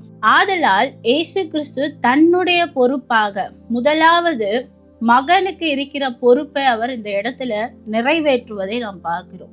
தன் தாயாகிய மரியாளை கண்டு அப்படி என்ற அந்த வார்த்தையினை நமக்கு விளக்குகிறது. பெற்றோரை கவனித்து அந்த பெற்றோருக்கு என்ன தேவைப்படுகிறது, அந்த தாயை பார்த்தவுடன் கண்டிப்பாக இயேசு கிறிஸ்துவிற்கு முன்பாக காட்சிகள் வந்திருக்கும். அவர் சின்ன வயதுல இருந்து அந்த மரியாள் அவர்களுக்கு என்னென்னலாம் செய்து கொடுத்திருப்பார்கள், எப்படி சாப்பாடு ஊட்டியிருப்பாங்க, என்ன ட்ரெஸ் போட்டு விட்டுருப்பாங்க, எப்படிலாம் பேசி இருப்பாங்க. இது எல்லா காரியங்களும் இயேசு கிறிஸ்துவுக்கு முன்பாக ஒரு படமாக கூட காட்சி அளிக்கப்பட்டிருக்கும். அதை எல்லாம் யோசித்த இயேசு கிறிஸ்து தான் தன் தாயாகிய மரியாளை தனியாய் விட்டு செல்லக்கூடாது என்பதற்காக தன் அன்பான சிஷ்யனாகிய யோவானிடத்தில் ஒப்படைக்கிறார். 1 தீமோத்தேயு 5:8 வாசிப்போம். ஒருவன் தன் சொந்த ஜனங்களையும் விசேஷமாக தன் வீட்டாரையும் விசாரியாமற் போனால் அவன் விசுவாசத்தை மறுதலித்தவனும் அவிசுவாசியிலும் கெட்டவனுமாயிருப்பான். ஆமென். தன் சொந்த ஜனத்தையும் தன் சொந்த வீட்டாரையும் விசாரியாதவன் எப்படிப்பட்டவனாயிருக்கிறான்? அவிசுவாசியிலும் கெட்டவனாயிருக்கிறான். நாம் தேவன் மீது வைத்திருந்த அந்த விசுவாசத்தில் நாம் நிலைத்திருக்க முடியாத நிலைமைக்கு தள்ளப்படுகிறோம். ஏனென்றால் நமது பெற்றோரை கவனிக்காத ஒரே ஒரு காரணத்திற்காக, நமக்கென்று ஏற்படுத்திய நமது பெற்றோரை நாம் கவனிக்க வேண்டும். எவ்வளவுதான் வயசானாலும் அந்த பெற்றோரை பார்க்க வேண்டியது நமது கடமை. சும்மா ஆபீஸ்க்கு போறோம் வரோம் எல்லாமே பார்க்கிறோம், ஆனா அந்த பெற்றோரை நாம் பார்க்கும் பொழுது அவர்களுடைய மனநிலைமை எப்படி இருக்கிறது, அவர்களது முகம் வாடி இருக்கிறதா, ஏதாவது உடம்பு சரியில்லாம இருக்கிறாங்களா, எல்லாமே நம்மளால பார்த்தா மட்டுமே நம்மளால தெரிஞ்சுக்க முடியும். அப்போ முதலாவதாக பெற்றோரை கவனிக்க வேண்டும். அப்படி கவனிக்காதவன் அவிசுவாசிலும் கெட்டு போனவனாய்தான் இருக்கிறான். ஆதலால் இந்த நாளில் இயேசு கிறிஸ்து எப்படி மரியாளை பார்த்து யோசித்தாரோ அது போல உங்களோடு இருக்கிற உங்கள் தாய் தந்தையரை முதலாவது பாருங்கள். எங்க அவர்கள் இருந்தாலும் சரி, நீங்க எங்க போயிட்டு வந்தாலும் சரி, முதலாவது அவர்களுடைய முகத்தை பார்க்கும் பொழுதே உங்களுக்கு அனைத்து விதமான காரியங்களும் புரியும். இரண்டாவதாக சொல்லுகிறது அதே யோவான் 19 தம்முடைய தாயை நோக்கி ஸ்ரீயே அதோ உன் மகன் என்றார். அதாவது இயேசு கிறிஸ்து முதலாவது பிறந்த மகனாய் இருக்கிறார் மரியாள் அவர்களுக்கு. சோ அந்த கடமையை குடும்ப பொறுப்பா இருக்கிறது. அதாவது தலைமகன், அதாவது இப்ப கூட நம்ம லோகத்துல முதல் பிறந்த மகனுக்கு பொறுப்புகள் அதிகம். அந்த குடும்பத்தை விசாரிக்கிறதா இருக்கட்டும், அந்த குடும்பத்திற்கு செலவு செய்கிறதா இருக்கட்டும், தன் பெற்றோரை பார்க்கிறதா இருக்கட்டும், தன் தம்பி தங்கச்சிகளை பார்க்கிறதா இருக்கட்டும், எல்லா விதமான பொறுப்புகளும் தலையாய், அதாவது முதல் பிறந்த மகனுக்கு தான் பொறுப்பு அதிகம். அந்த குடும்ப பொறுப்பா இருக்கிற முதல் பிறந்த இயேசு கிறிஸ்து இந்த இடத்துல தன்னுடைய முதல் இடத்தை தனது சீஷனாகிய யோவானுக்கு கொடுப்பதை நாம் பார்க்கிறோம். அதோ உன் மகன் என்று யோவானை பார்த்துதான் அவர் சொல்லுகிறார். ஒரு வசனத்தை படிப்போம். சங்கீதம் 68:6. தேவன் தனிமையானவர்களுக்கு வீடு வாசல் ஏற்படுத்தி கட்டுண்டவர்களை விடுதலையாக்குகிறார். துரோகிகளோ வறண்ட பூமியில் தங்குவார்கள். ஆமென். திக்கற்றவர்களை, அதாவது தனிமையாய் இருக்கிறவர்களுக்கு வீடு வாசல் ஏற்படுத்தி, தனிமையாய் இருக்கிற மரியாளை பார்த்த இயேசு கிறிஸ்து தான் தனக்கு நிகராக முதல் மகனாய் இருக்கிற இயேசு கிறிஸ்துவின் இடத்திற்கு ஒரு மகனை கொண்டு வந்து சேர்க்கிறார். அதுதான் ஒரு குடும்பமாக அந்த இடத்துல நிலவுது. சிலுவையின் கீழே ஒரு புதிய ஒரு குடும்பம் உருவாகுது. மரியாளும் யோவானும் சேர்ந்தது ஒரு குடும்பமாக விளங்குகிறது. அதுபோல நமக்கு கொடுக்கப்பட்டிருக்கிறது தான் சபையானது. இந்த உலகத்தில் நமக்கு ஒரு குடும்பம் இருக்கிறது, தாய் தந்தையார் இருக்கிறார்கள், சகோதர சகோதரிகள் இருக்கிறார்கள், சொந்த பந்தங்கள் இருக்கிறார்கள். அதுபோல நமக்கு ஆன்மீக குடும்பமாக கொடுக்கப்பட்டதுதான் நமது சபை. ஆவிக்குரிய தகப்பனாய் விளங்குவது நமது போதகரை நாம் பார்க்கிறோம். ஆவிக்குரிய தாயாய் பார்ப்பது போதகரின் மனைவியை நாம் பாவிக்கிறோம். அதுபோல நம் மத்தியில் கூடி இருக்கிற ஒவ்வொரு ஆண்மகனும் சரி பெண் மகளும் சரி நமக்கு சகோதர சகோதரிகளாய் நாம் பாவிக்கிறோம். ஸோ அந்த இடத்துல நமக்கு ஒரு புதிய குடும்பம் உருவாகிறது. இந்த இடத்துல இருந்து என்ன தெரியுதுன்னா, இயேசு கிறிஸ்து உறவுகளை மதிக்கிறவராய் இருக்கிறார். இயேசு கிறிஸ்து உறவுகளை நேசிக்கிறவராய் இருக்கிறார். இயேசு கிறிஸ்து உறவுகளை உருவாக்குகிறவராய் இருக்கிறார். அந்த உருவாக்குதலின் நிமித்தமாக தான் யாரையும் தனியா விட்டுறக்கூடாது, யார தனிமையில இருந்துடக்கூடாது. எப்படி ஆதாமுக்கு ஏவாளை உருவாக்கினாரோ அது போல தனியா இருக்கிற தன் தாயாகிய மரியாளுக்கு மகனாக, அதாவது ஆன்மீக மகனாக ஒரு யோவானை அந்த இடத்துல கொடுத்து வைக்கிறார். அப்போ அந்த இடத்துல ஒரு குடும்பம் உருவாகிறதை பார்க்கிறோம், ஒரு புதிய உறவு உருவாகிறதை நாம் பார்க்கிறோம். இதிலிருந்து அந்த குடும்ப பொறுப்பிலிருந்து இயேசு கிறிஸ்துவானவர் விலகவில்லை என்பதை நாம் புரிந்து கொள்கிறோம். அது போல நம் வாழ்க்கையில் நம் குடும்பத்திற்கு தேவையானவற்றையும் நமது பொறுப்பாய் இருக்கிறது.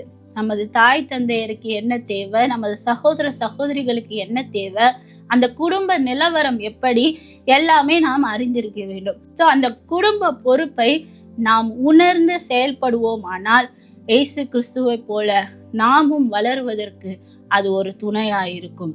அது போல சபையிலும் நமக்கென்று ஒரு பொறுப்பு கொடுக்கப்பட்டிருக்கும். அந்த பொறுப்பில் நாம் உண்மையா இருந்து நேர்மையா இருந்து அந்த பொறுப்பை தட்டி கழிக்காமல், இதை என்னால் செய்ய முடியாது, அதை பண்ண முடியாது, இதை பண்ண முடியாதுன்னு சொல்லாம அந்த பொறுப்பை நாம் நிவர்த்தி செய்யத்தக்க அளவிற்கு தேவனோடு இணைந்து அந்த சபையை இன்னும் மென்மேலுமாய் வளர்ப்போம். கடைசி வார்த்தையாக, அந்நேரம் முதல் அந்த சீஷன் அவளை தன்னிடமாக ஏற்றுக்கொண்டான். பாருங்க, யோவான் சொல்லியிருக்கலாம், எனக்கு ஆல்ரெடி ஒரு அம்மா அப்பா இருக்காங்க, நான் திரும்பவும் மரியாதை என் தாயாக ஏற்றுக்கொண்டு அவர்களுக்கு நான் எல்லா வேலையும் செய்யணுமே. ஒரு சிறிய ஒரு யோசனை கூட அந்த யோவான் இடத்தில் காணப்படல. இயேசு கிறிஸ்து சொன்ன அந்நேரமே, அந்த கணமே யோவான் அவர்கள் மரியாதை தன்னோடு சேர்த்து கொண்டார் என்று பார்க்கிறோம். இந்த கீழ்ப்படிதலை தேவன் நம்மிடமும் எதிர்பார்க்கிறார். சபையில் நமக்கு கொடுக்கிற பொறுப்பா இருக்கலாம், ஆனால் தேவன் என்ன சொல்லுகிறாரோ அதை உடனே செய்வதுதான் கீழ்ப்படிதல். இதை செய் என்றால் இதை செய்ய வேண்டும், இதை செய்யாதே என்றால் இதை செய்யக்கூடாது. இதையெல்லாம் நாம் கீழ்ப்படிதல் மூலமாக தான் கற்றுக்கொள்ள முடியும். ஆகவே யோவான் சொன்னதை கேட்டார், அதை உடனே செயல்படுத்தினார். அதுபோல நாமும் நம் தேவனாகிய கர்த்தர் என்ன சொல்லுகிறாரோ அதை கேட்போம், அதை நாம் செயல்படுத்துவோம். இன்றையிலிருந்து இந்த 3வது வார்த்தையின் மூலமாய் நாம் கற்றுக்கொள்ளுவது, நம் குடும்பத்தை கவனிக்க வேண்டும், நம் பெற்றோரை கவனிக்க வேண்டும், நமக்கு தேவன் கொடுத்த ஆன்மீக குடும்பமாகிய சபையையும் நாம் கவனிக்க வேண்டும், அதில் உள்ள நபர்களையும் நாம் கவனிக்க வேண்டும். அது மட்டும் இல்லாமல் கடைசியாக தேவனுடைய வார்த்தைக்கு நாம் கீழ்ப்படிய வேண்டும். அந்த நேரமே நாம் கீழ்ப்படிய வேண்டும். ஏசப்பா இதெல்லாம் சொல்லிட்டாரு அப்படின்னு யோசிச்சுட்டு அதுக்கப்புறம் செயல்படுத்துறதை விட தேவன் சொன்ன அந்த கணமே நாம் கீழ்ப்படிய வேண்டும். இந்த வார்த்தையின் மூலமாய் நான் ஒரு கேள்வியாக உங்கள் முன்பாக வைக்கிறேன். நீங்கள் உங்கள் குடும்பத்தை கவனிக்கிறீர்களா? நீங்கள் உங்கள் ஆன்மீக குடும்பமான சபையை கவனிக்கிறீர்களா என்பதை நிதானமாய் யோசித்து பாருங்கள். அப்படி நீங்கள் கவனிக்காதவராய் இருந்தால் இன்று ஒரு தீர்மானத்தை எடுங்கள். எனக்கு கொடுக்கப்பட்ட உறவுகளை நான் பாதுகாப்பேன் என்று ஒப்பு கொடுத்து தேவனாக இயேசு கிறிஸ்துவினிடத்தில் நாம் அர்ப்பணிக்கும் பொழுது நமது குடும்பத்தையும் நமது சபையையும் நாம் இன்னும் மென்மேலும் வளர்ப்பதற்கு நாம் ஒரு கருவியாக இருப்போம். இயேசு கிறிஸ்து சொன்ன இந்த 3வது வார்த்தை நிமித்தமாக அந்த குடும்பம் உருவானது. அதே போல நமக்கும் இந்த இடத்துல ஒரு குடும்பத்தை உருவாக்கி இருக்கிறார். அந்த குடும்பத்தோடு சந்தோஷமாய் இருப்போம். தேவன் என்று உங்களை ஆசிர்வதிப்பாராக. மீண்டும் ஒரு முறையாக இந்த நாளில் உங்கள் குடும்பத்தை கவனியுங்கள். ஜெபிப்போம். மகா பரிசுத்த நல்ல ஆண்டவரே, அப்பா, இதோ இந்த 3வது வார்த்தையின் மூலமாக எங்களுக்கென்று நீங்க கொடுத்த இந்த உறவுகளை நாங்கள் பயன்படுத்தி கொள்ளவும், அதனுடைய பொறுப்புகளை தட்டி கழிக்காம அந்த பொறுப்புகளை கீழ்ப்படிதல் உள்ள பிள்ளைகளாய் மாறி எல்லாவற்றையும் தெளிவாகவும் நேர்த்தியாகவும் செய்ய எங்களுக்கு வழிவாசலை திறந்தருளுங்க. இயேசு கிறிஸ்துவை போல நாங்களும் வளர்வதற்கு, எங்களுடைய தாய் தந்தையரை மதிப்பதற்கும், எங்களுடைய சுற்றம் உற்றார் எல்லாரையும் மதிப்பதற்கும், எங்கள் சகோதர சகோதரிகளை மதிப்பதற்கும், அவர்களை கவனிப்பதற்கும் எங்களிடத்தில் ஒரு நல்ல மனதை கொடுங்க. நீரே பொறுப்பெடுத்து வழி நடத்துங்க. அன்பின் தேவனே, இதோ பார்த்து கொண்டு இருக்கிற ஒவ்வொருத்தர் மத்தியிலும் இந்த காரியத்துக்கென்று ஒப்பு கொடுத்த ஒவ்வொரு பிள்ளைகளையும் கையில ஒப்பு கொடுக்கிற ராஜா, அவர்கள் மனதில் ஒரு மாற்றத்தை உண்டாக்கி இருக்கீங்க. அதற்காக உமக்கு நன்றி தகப்பனே. அந்த மாற்றத்தின் மூலமாய் இன்னும் அவர்களுடைய குடும்பத்திலும், இன்னும் அவர்களுடைய சபையிலும் அவர்கள் மென்மேனுமாய் பெருக வழிவாசலை திறந்தருளுங்க ராஜா. அவர்களுடைய பொறுப்பை இன்னும் வளர உதவி செய்யுங்க. இன்னும் உம்மண்டையில் கிட்டி சேர உதவி செய்யுங்க. உம்முடைய உறவில் அவர்கள் இன்னும் பலப்பட உதவி செய்யுங்க. நீரே பொறுப்பெடுத்து வழி நடத்துங்க. இயேசு கிறிஸ்துவின் நாமத்தில் ஜெபிக்கிறேன், ஜீவனுள்ள நல்ல பிதாவே, ஆமென். கர்த்தர் தாமே உங்கள் அனைவரையும் ஆசீர்வதிப்பாராக. ஆமென். நன்றி சிஸ்டர். உறவை எப்படி பாதுகாக்கணும், உறவை எப்படி கனப்படுத்தணும் என்று ரொம்ப அழகா சொன்னீங்க.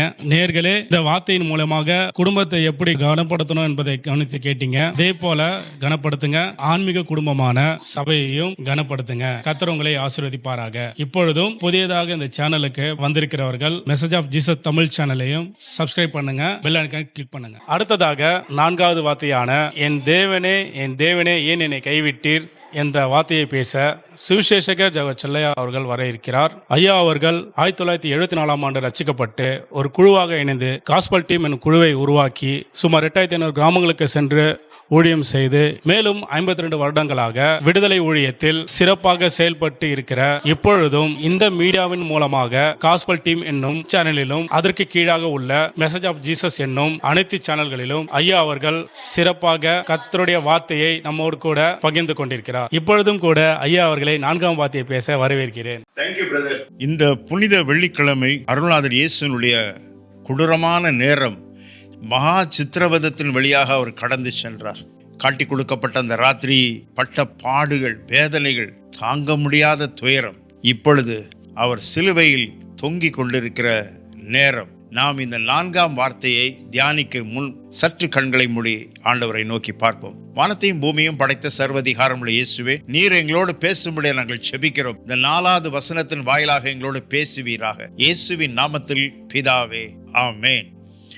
மார்க் எழுதின சுவிசேஷம் 15ஆம் அதிகாரம் 34ஆம் வசனத்தில் வேதம் சொல்லுகிறது, 9ஆம் மணி நேரத்திலே இயேசு ஏலோய் ஏலோய் லாமியா சபக்தானி என்று மிகுந்த சத்தமிட்டு, அதற்கு என் தேவனே என் தேவனே ஏன் என்னை கைவிட்டீர் என்று அர்த்தமாம். எனக்கு அன்பானவர்களே, இந்த 4வது வசனத்தை நம்ம தியானிக்கும் பொழுது அவர் சிலுவையில் கதறுகிறார், என் தேவனே என் தேவனே ஏன் என்னை கைவிட்டீர் என்று. கைவிடப்பட்ட நிலைமையில் அவர் கடந்து சென்றார். என் அன்பான சகோதரனை சகோதரியே, சங்கீதம் 22ஆம் அதிகாரம் 1ஆம் வசனத்தில் நீங்க வாசித்தாலும் இதே காரியத்தை பார்க்கிறோம். என் தேவனே ஏன் என்னை கைவிட்டீர் என்று தாவீது புலம்புகிறதை பார்க்கிறோம். மக்கள் இந்த உலகத்தில் எங்க பார்த்தாலும் புலம்புகிற காரியத்தை அனுதினமும் பார்த்து கொண்டே இருக்கிறோம். ஏன் எனக்கு இந்த கைவிடப்பட்ட நிலைமை? எங்கே பார்த்தாலும் உலகம் முழுவதும் கோடிக்கணக்கான பெண்கள் கணவனால் கைவிடப்பட்டவர்கள் இருக்கிறார்கள். கோடிக்கணக்கான கணவன்மார்கள் மனைவியால் கைவிடப்பட்ட இருக்கிறார்கள். கோடிக்கணக்கான பிள்ளைகள் பெற்றோரால் கைவிடப்பட்டவர்களாய் இருக்கிறார்கள். கோடிக்கணக்கான பெற்றோர் பிள்ளைகளால் கைவிடப்பட்ட நிலைமையில் இருக்கிறார்கள். எங்கே பார்த்தாலும் கைவிடப்பட்ட நிலைமை. இந்த கைவிடப்பட்ட நிலைமையை பார்க்கும் பொழுது என் ஆண்டவராய் இயேசு கிறிஸ்துவும் அதே வழியாகத்தான் கடந்து போனார். அதே வேதனையை அனுபவித்தார். வேதம் சொல்லுகிறது, எபிரேயர் 2ஆம் அதிகாரம் 18ஆம் வசனத்தில் என்ன சொல்லுகிறது?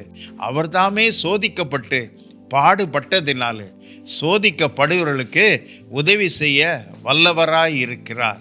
அவர் அந்த கஷ்டத்தின் வழியாக கடந்து போனார். உலகம் முழுவதும் கைவிடப்பட்ட நிலைமையில் மக்கள் கதறும் பொழுது, மகா வேதனையோடு கண்ணீர் வடித்து ஐயோ நான் கைவிடப்பட்டிருக்கிறேனே என்று கதறும் பொழுது இயேசு பார்ப்பார், அப்பா நானும் இதே வழியாக தான் கஷ்டப்பட்டேன், கண்ணீர் வடித்தேன், வேதனை அனுபவித்தேன். அவர் தாமே சோதிக்கப்பட்டு பாடுபட்டதினாலே சோதிக்கப்படுகிறவர்களுக்கு உதவி செய்ய வல்லவராய் இருக்கிறார். என் அன்பு ஆண்டவர் எவ்வளோ பாசமுள்ளவர் தெரியுமா? உன்னுடைய கண்ணீரை அவர் பார்க்கிறார். மிகப்பெரிய விபத்து நடந்தது. அந்த விபத்தில் பலர் மாண்டு போனார்கள். ஆனால் ஒரு குழந்தை கதறி அழுது கொண்டிருக்கிறது. அப்பொழுது விசாரிக்கும் பொழுதுதான் தெரிந்தது, இந்த குழந்தையினுடைய தகப்பனும் தாயும் அந்த விபத்தில் காலமாகி விட்டார்கள். கைவிடப்பட்ட குழந்தை, கைவிடப்பட்ட குழந்தை. உலகம் முழுவதும் இன்றைக்கு எவ்வளோ அவல நிலைமை இருக்கிறதுன்னு நாம் பார்க்க வேண்டும். எனக்கு அன்பான சகோதரனே சகோதரியே, எல்லா துறைகளிலும் கைவிடப்பட்ட நிலைமை எங்கும் நாம் பார்த்து கொண்டு தான் இருக்கிறோம். அருமையானவர்களே, எல்லா இடத்திலும் கைவிடப்பட்ட மக்கள், கைவிடப்பட்ட மக்கள். பல ஆண்டுகளுக்கு முன்பாக நடந்த ஒரு உண்மையான சம்பவம் என் மனதுக்கு வந்து கொண்டிருக்கிறது. ஒரு ஊரில் தேவாலயத்தில் 12 மணிக்கு மணி அடிக்கும், மத்தியானம் 12 மணிக்கு. உடனே ஒரு சின்ன பையன் ஒரே ஓட்டமாக ஓடி உள்ள வருவான். வந்து விட்டு அவன் வந்த வேகத்தில் ஓடி போயிடுவான். அவனுடைய ரொம்ப ஏழ்மையான பையன், கஷ்டப்பட்ட பையன், அவனுக்கு அப்பா அம்மா கிடையாது. அவனுக்கு உணவு என்பது என்னன்னா, ஆங்காங்கே இருக்கிற குப்பை கூடங்களில் கிடக்கிற யார் வீட்டையாவது சாப்பாடு, பழைய சாப்பாடு கிடைத்தால் அதை வைத்து நிரப்பி விடுவான். இதுதான் அவனுடைய வாழ்க்கையினுடைய நிலைமை. 12 மணிக்கு அவன் தேவாலயத்துக்கு ஏன்பா வர்றான்ட்டு சபை போதகர் இவன் வர்ற நேரத்துக்கு முன்பாகவே பதுங்கி இருந்து பார்த்தார். அவன் உள்ளே வந்த உடனே ஒரு சத்தமாக சொல்வான், இயேசுவே நான் பீட்டர் வந்திருக்கிறேன்னு சொல்லுவான். சொல்லிட்டு ஒரே ஓட்டமாக ஓடிடுவான். நாட்கள் சென்றது, அவன் வரவே இல்லை. உடனே போதகர் இவன் இந்த பையன் வரல என்று விசாரிக்கும் பொழுதுதான் அவருக்கு அதிர்ச்சியான செய்தி வந்தது. ஒரு விபத்துக்குள் இந்த பையன் சிக்கிவிட்டு அரசு பொது மருத்துவமனையில் இருக்கிறான். உடனே அவர் சென்றார். அந்த அரசாங்கம் பொது மருத்துவமனையில் தேடிக்கொண்டே இருந்தார். அங்குள்ள செவிலியர் சொன்னார்கள், ஒரே ஒரு பையன் இங்கே இருக்கிறான், அவனை பார்க்க யாருமே வரமாட்டார்கள் என்று. உடனே அவர் அருகிலே சென்று அவனை பார்த்த உடனே கேட்டார், பீட்டர் உன்னை யாரையும் உன்னை கவனிக்க விசாரிக்க வரலையாப்பான்னு கேட்டார். அவன் உடனே சொன்னார், ஒவ்வொரு நாளும் தேவாலயத்தில் 12 மணி அடித்த உடனே ஓடி வருவேன், இயேசுவே நான் பீட்டர் வந்திருக்கிறேன்னு சொல்லுவேன். இன்றைக்கு 12 மணி உங்கள் தேவாலயத்தில் பெல் அடிக்கும் பொழுது என் அருகில் இயேசு வந்து நிற்கிறார். பீட்டர் நான் இயேசு வந்திருக்கிறேன், உனக்கு நான் என்னென்ன செய்யணுமோ சொல்லு, நான் செஞ்சுக்கிட்டே இருப்பேன் அப்படின்னாரு. அவர்கள் எல்லா நோயாளிகளுக்கும் அவங்களுடைய சொந்தங்கள் பந்தங்கள் வருகிறார்கள். எனக்கோ என் இரட்சகர் வருகிறார். எனக்கு அன்பான சகோதரனை சகோதரியே, கைவிடப்பட்ட மக்களுக்காக அருள்நாதர் இயேசு தேடி வருகிறார். உன்னுடைய கஷ்டத்தை அவர் அறிவார். கைவிடப்பட்ட நிலைமையில் நீ இன்று கடந்து போய் கொண்டிருக்கிறாய். ஐயோ நான் இத்தனை வருடமாக வேலை பார்த்த இடத்தில் எனக்கு வேலை இல்லை என்று அனுப்பிவிட்டார்களே என்று கைவிடப்பட்ட நிலைமை பார்த்து என் அருள்நாதர் இயேசு வருவார். உனக்கு ஒரு விடுதலையை கொடுப்பார். 2 தீமோத்தேயு 4ஆம் அதிகாரம் 16ஆம் வசனத்தை வாசித்து பாருங்கள். அங்கே பவுல் சொல்லுகிறார், முதல் விசையில் நான் பேசுவதற்கு எழுந்து நிற்கும் பொழுது ஒருவனும் எனக்கு உதவி செய்யவில்லை, எல்லாரும் என்னை கைவிட்டார்கள் என்றார். பரிசுத்த பவுல் போல தேவனுடைய மனிதன் இல்லை, அவருக்கு மிஞ்சின அப்போஸ்தலனும் இல்லை. ஆனால் அவருடைய நிலைமை பார்த்தீங்களா, எல்லாரும் என்னை கைவிட்டார்கள். இதுதான் உலக நிலைமை. எங்கே பார்த்தாலும் கைவிடப்பட்ட நிலைமை. எனக்கு அன்பான சகோதரனே சகோதரியே, நாசில சுவாசமுள்ள மனிதனை நம்புவது விருதா. அருள்நாதர் இயேசு காட்டி கொடுக்கப்பட்ட அந்த ராத்திரியில் கொடூரமான சித்திரவதத்தின் வழியாக கடந்து போனார். அவருடைய 12 சீடர்களில் ஒருவன் முத்தம் கொடுத்து ஓடிவிட்டான். அடுத்த சீடன் அவரை அறியேன் என்று மறுதலித்து விட்டான். இந்த மாதிரி நிலைமையில் இயேசு தனியாக நிற்கிறார். அவருடைய உடம்பெல்லாம் காயங்கள், உச்சந்தலையிலிருந்து காயங்கள். பிலாத்து கேட்கிறா, இவரை நான் விடுதலை செய்யலாமா என்று. அத்தனை பேரும் இவனை சிலுவையில் அறையுங்கள் என்று சொல்லுகிறார்கள். எனக்கு அன்பானவர்களே, ஆயிரக்கணக்கான மக்களுக்கு அப்பமும் மீனையும் சாப்பிட்ட ஒருத்தங்க கூட அந்த கூட்டத்தில் இருக்கிறவன் இவருக்காக வந்து பேச வரவில்லை. ஒருத்தர் கூட 3.5 ஆண்டுகள் அவர் கணக்கற்ற மக்களுக்கு அற்புத தெய்வீக சுகத்தை கொடுத்தார். ஒருவர் கூட உதவியாக நிற்கவில்லை. கைவிடப்பட்ட நிலைமை. இது உலகம் முழுதும் இதுதான் நடந்து கொண்டிருக்கிறது. நீ சிரித்தால் எல்லாரும் சிரிப்பார்கள், ஆனால் நீர் அழும் பொழுது நீ மட்டும்தான் அழணும். இதுதான் உலக நிலைமை. அருள்நாதர் இயேசு அந்த வழியாக கடந்து போனார். நீ கஷ்டப்படுற நேரத்தில் உன் கண்ணீரை துடைக்க என் ஆண்டவராய் இயேசு கிறிஸ்து இறங்கி வருவார். பிரச்சனைகள் வரும், கஷ்டங்கள் வரும், எல்லாரும் உன்னை கைவிட்டுவார்கள். இயேசு ஒருவர் மட்டும் உன்னை கைவிடவே மாட்டார். காரணம், நீ இயேசுநாதர்கிட்ட கதறும் பொழுது அவர் சொல்வார், மகனே, சிலுவையில் 4வது வார்த்தையில் அதுதான்ப்பா நான் சொல்லி கதறினேன், கைவிடப்பட்டதை கதறினேன். இன்றைக்கு உனக்கு அருள்நாதர் இயேசு இறங்கி வருவார். உன் கஷ்டத்தை அருள்நாதர் இயேசு தீர்ப்பார். எப்படிப்பட்ட நிலைமையாக இருந்தாலும் சரி, ஒருவேளை எனக்கு எல்லா கதவுகளும் அடைக்கப்பட்டு விட்டதே என்று கதறுகிறாயா, கவலைப்படாத. இயேசு இறங்கி இதுக்கு முன்பாக இருந்த வேலையை காட்டிலும் இனி வரப்போற வேலையில் அதிக வருமானத்தோடு நீ இருப்பாய் என்பதற்கு சந்தேகமில்லை. நிச்சயமாக தேவன் நம்மை வாழ வைப்பார். உன் தேவைகளை தேவன் அற்புதமாய் சந்திப்பார், அதிசயமான விதத்தில் நடத்துவார். கைவிடப்பட்ட பையனுக்கு உதவி செய்வார் என்றால் நிச்சயமாக உனக்கும் உதவி செய்வார், இறங்கி வருவார். எத்தனை பிரச்சனைகள் வந்தாலும் சரி கவலைப்படாத. கைவிடப்பட்ட மக்களுக்காக விரைந்து உதவியும் செய்கிற கர்த்தர் நமக்கு உண்டு. காக்கும் கரங்கள் உண்டு, எனக்கு காத்திடுவார் கிருபையால. கண்ணீர் வடித்து கொண்டிருக்கிற சகோதரனே, சகோதரியே, எத்தனை நாள் நான் கைவிடப்பட்ட நிலைமையில் இருக்கிறேனே, நீ கதறிக்கொண்டிருக்கிறாய். கவலைப்படாத, உனக்கு ஒரு பெரிய ஆசீர்வாதம் உண்டு, உனக்கு ஒரு பெரிய விடுதலை உண்டு. கர்த்தர் பார்ப்பார், என் அருள்நாதர் இயேசு பார்ப்பார். நானும் சிலுவையில் அப்படிதான்ப்பா கத்தினேன், ஏன் என்னை கைவிட்டீர் என்று கைவிடப்பட்ட நிலைமையில் கடந்து போனேன். உனக்கு உதவி செய்வதற்கு அவர் இறங்கி வருவார். எத்தனை நாள் நீ இந்த வேதனை அனுபவிக்க போகிறாய்? உனக்கு இப்பொழுதே விடுதலை. இந்த புனித வெள்ளிக்கிழமை 4வது வார்த்தை உனக்கும் உன் குடும்பத்துக்கும் ஆசீர்வாதமாக அமையும் என்பதற்கு சந்தேகமே கிடையாது. இது விடுதலையின் வல்லமை. கர்த்தர் உன்னை விடுவிக்க வல்லவராய் இருக்கிறார். யார் உன்னை கைவிட்டாலும் இயேசு உன்னை கைவிடவே மாட்டார். மனுஷன்தான், கர்த்தர் தான். கர்த்தராய் இயேசுவை சொந்த ரட்சகராய் ஏற்றுக்கொண்டு 52 ஆண்டுகளை நான் முடித்திருக்கிறேன். ஆனால் இத்தனை ஆண்டுகள் மக்களை நம்பி கைவிட்டவர்கள் உண்டு. ஆனால் எல்லாவரை விட கர்த்தரை தான் நான் பிடித்து கொண்டே இருக்கிறபடினால்தான் அன்று முதல் இன்று வரைக்கும் கர்த்தருடைய ஆவிக்குரிய வாழ்க்கையில் தீவிரமாய் ஓடிக்கொண்டே இருக்கிறேன். நீ யாரையும் நம்பாத, மனுஷனை நம்பாத. எல்லாரும் உன்னை கைவிடுவாங்க. இயேசுநாதர் ஒருத்தர் மட்டும் உன்னை கைவிடவே மாட்டார். அவர் உன்னை காப்பார், உன் குடும்பத்தையும் காப்பார், உன்னை ஏந்துவார், தப்பு வைப்பார், சுமப்பார், மோட்ச கரையில் கொண்டு உன்னை சேர்ப்பார். அவர் உனக்காக கைவிடப்பட்ட நிலைமையில் கடந்து போனார் என்பது மறந்து விடாது. கர்த்தர் தாமே உன்னையும் உன் குடும்பத்தையும் ஆசீர்வதிப்பாராக. ஆமென். நான் உனக்காக ஜெபிக்க போகிறேன். வானத்தையும் பூமியும் படைத்த சர்வ அதிகாரமுள்ள இயேசுவே, இந்த அருமையான மக்களுக்காக பாரத்தோடு நான் ஜெபிக்கிறேன். இந்த புனித வெள்ளிக்கிழமையில் 7 வார்த்தையில் 4வது வார்த்தைகளை தியானித்து கேட்கிற ஒவ்வொரு பிள்ளைகளையும் ஆசீர்வதிப்பீராக, ஒவ்வொரு குடும்பத்தையும் ஆசீர்வதிப்பீராக. தேவகுமாரனே, அவர்கள் எந்த நிலைமையில் எந்த காரணத்துக்கால் கைவிடப்பட்டிருக்கிறார்களோ அந்த சூழ்நிலைகளை மாற்றி அமைக்க வல்லவராய் இருக்கிறீர். நசரேயனாகிய இயேசுவின் நாமத்தினாலே அவருடைய வியாதியினுடைய அகோரத்தில் மருத்துவரால் மருந்துகளினால் கைவிடப்பட்ட நிலைமையில் இருக்கிறவர்களுக்கு உம்முடைய வல்லமை விளங்க பண்ணுவீராக, அற்புதத்தை செய்வீராக. இயேசுவின் கரம் இறங்குமுடன் நாங்கள் ஜெபிக்கிறோம். இந்த கர்த்தர் சீயோனின் சிறையிருப்பை திருப்பும் பொழுது சொப்பனம் காண்கிறது போல் இருக்கும். இயேசுவின் நாமத்தில் பிதாவே, ஆமென். நன்றி ஐயா, தேவன் எங்களை கைவிடலன்னு ரொம்ப அழகா சொன்னீங்க.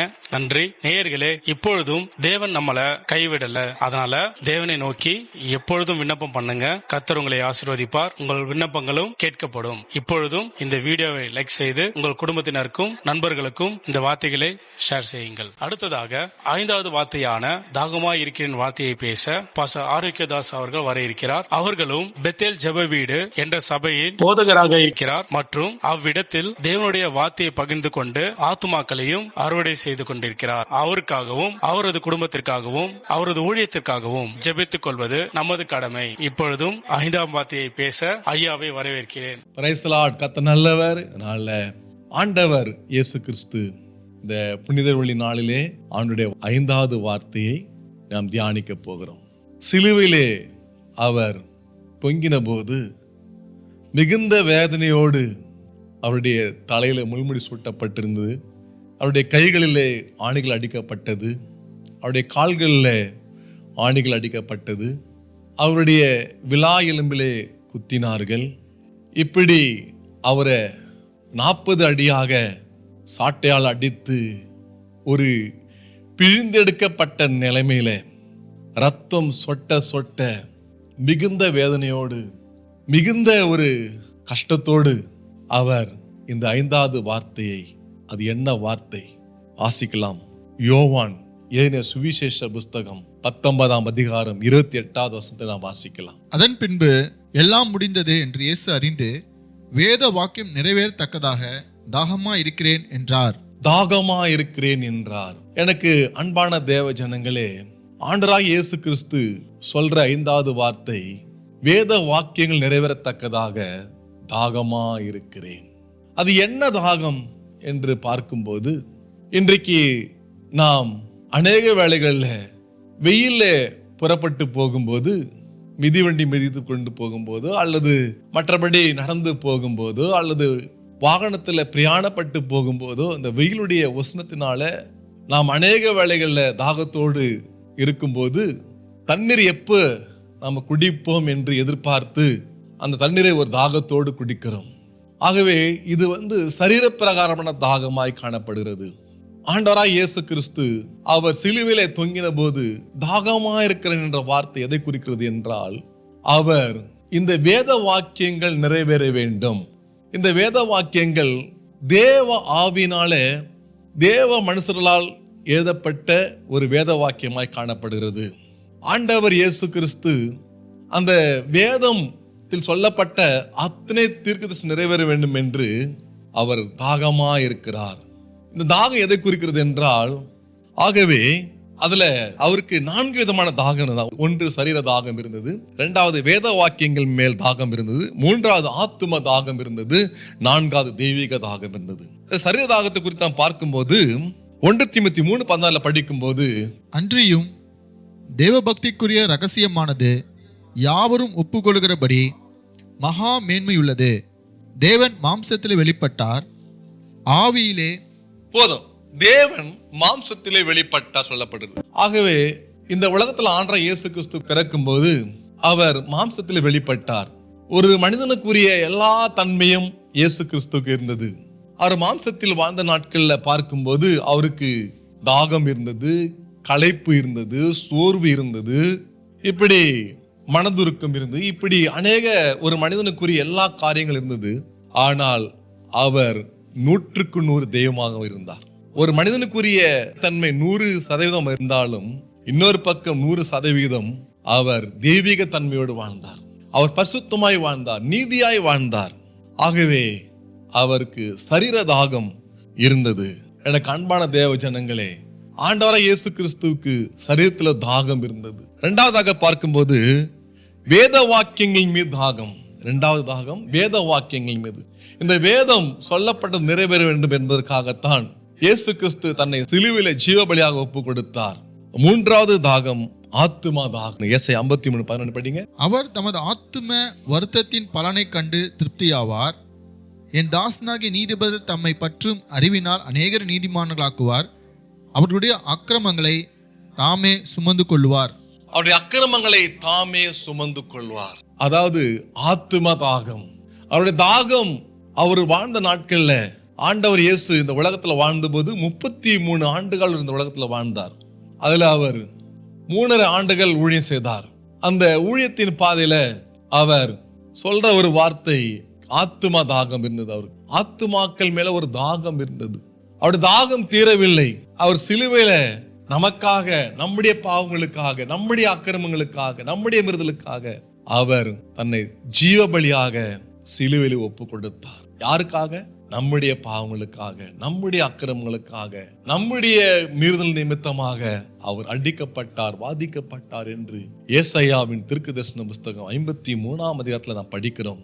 இயேசு கிறிஸ்து எல்லா ஜனங்களுடைய பாவங்களுக்காக அவர் ஏற்றுக்கொண்டார். இயேசு கிறிஸ்து இந்த உலகத்துல வந்தது நோக்கமே கிறிஸ்துவத்தை பரப்ப வேண்டும் என்பதற்காக அல்ல, ஒரு மதத்தை பரப்ப வேண்டும் என்பதற்காக அவர் வரவில்லை. எல்லா ஜனங்களுக்காக தன்னுடைய மீட்பை உண்டு பண்ணும்படியாக இந்த உலகத்தில் அவர் எல்லா ஜனங்களை மீட்கும்படியாக தன்னை சிலுவையிலே தன்னை ஜீவபலியாக ஒப்பு கொடுத்தார். அவருக்கு ஆத்துமா மீது தாகம் இருந்தது.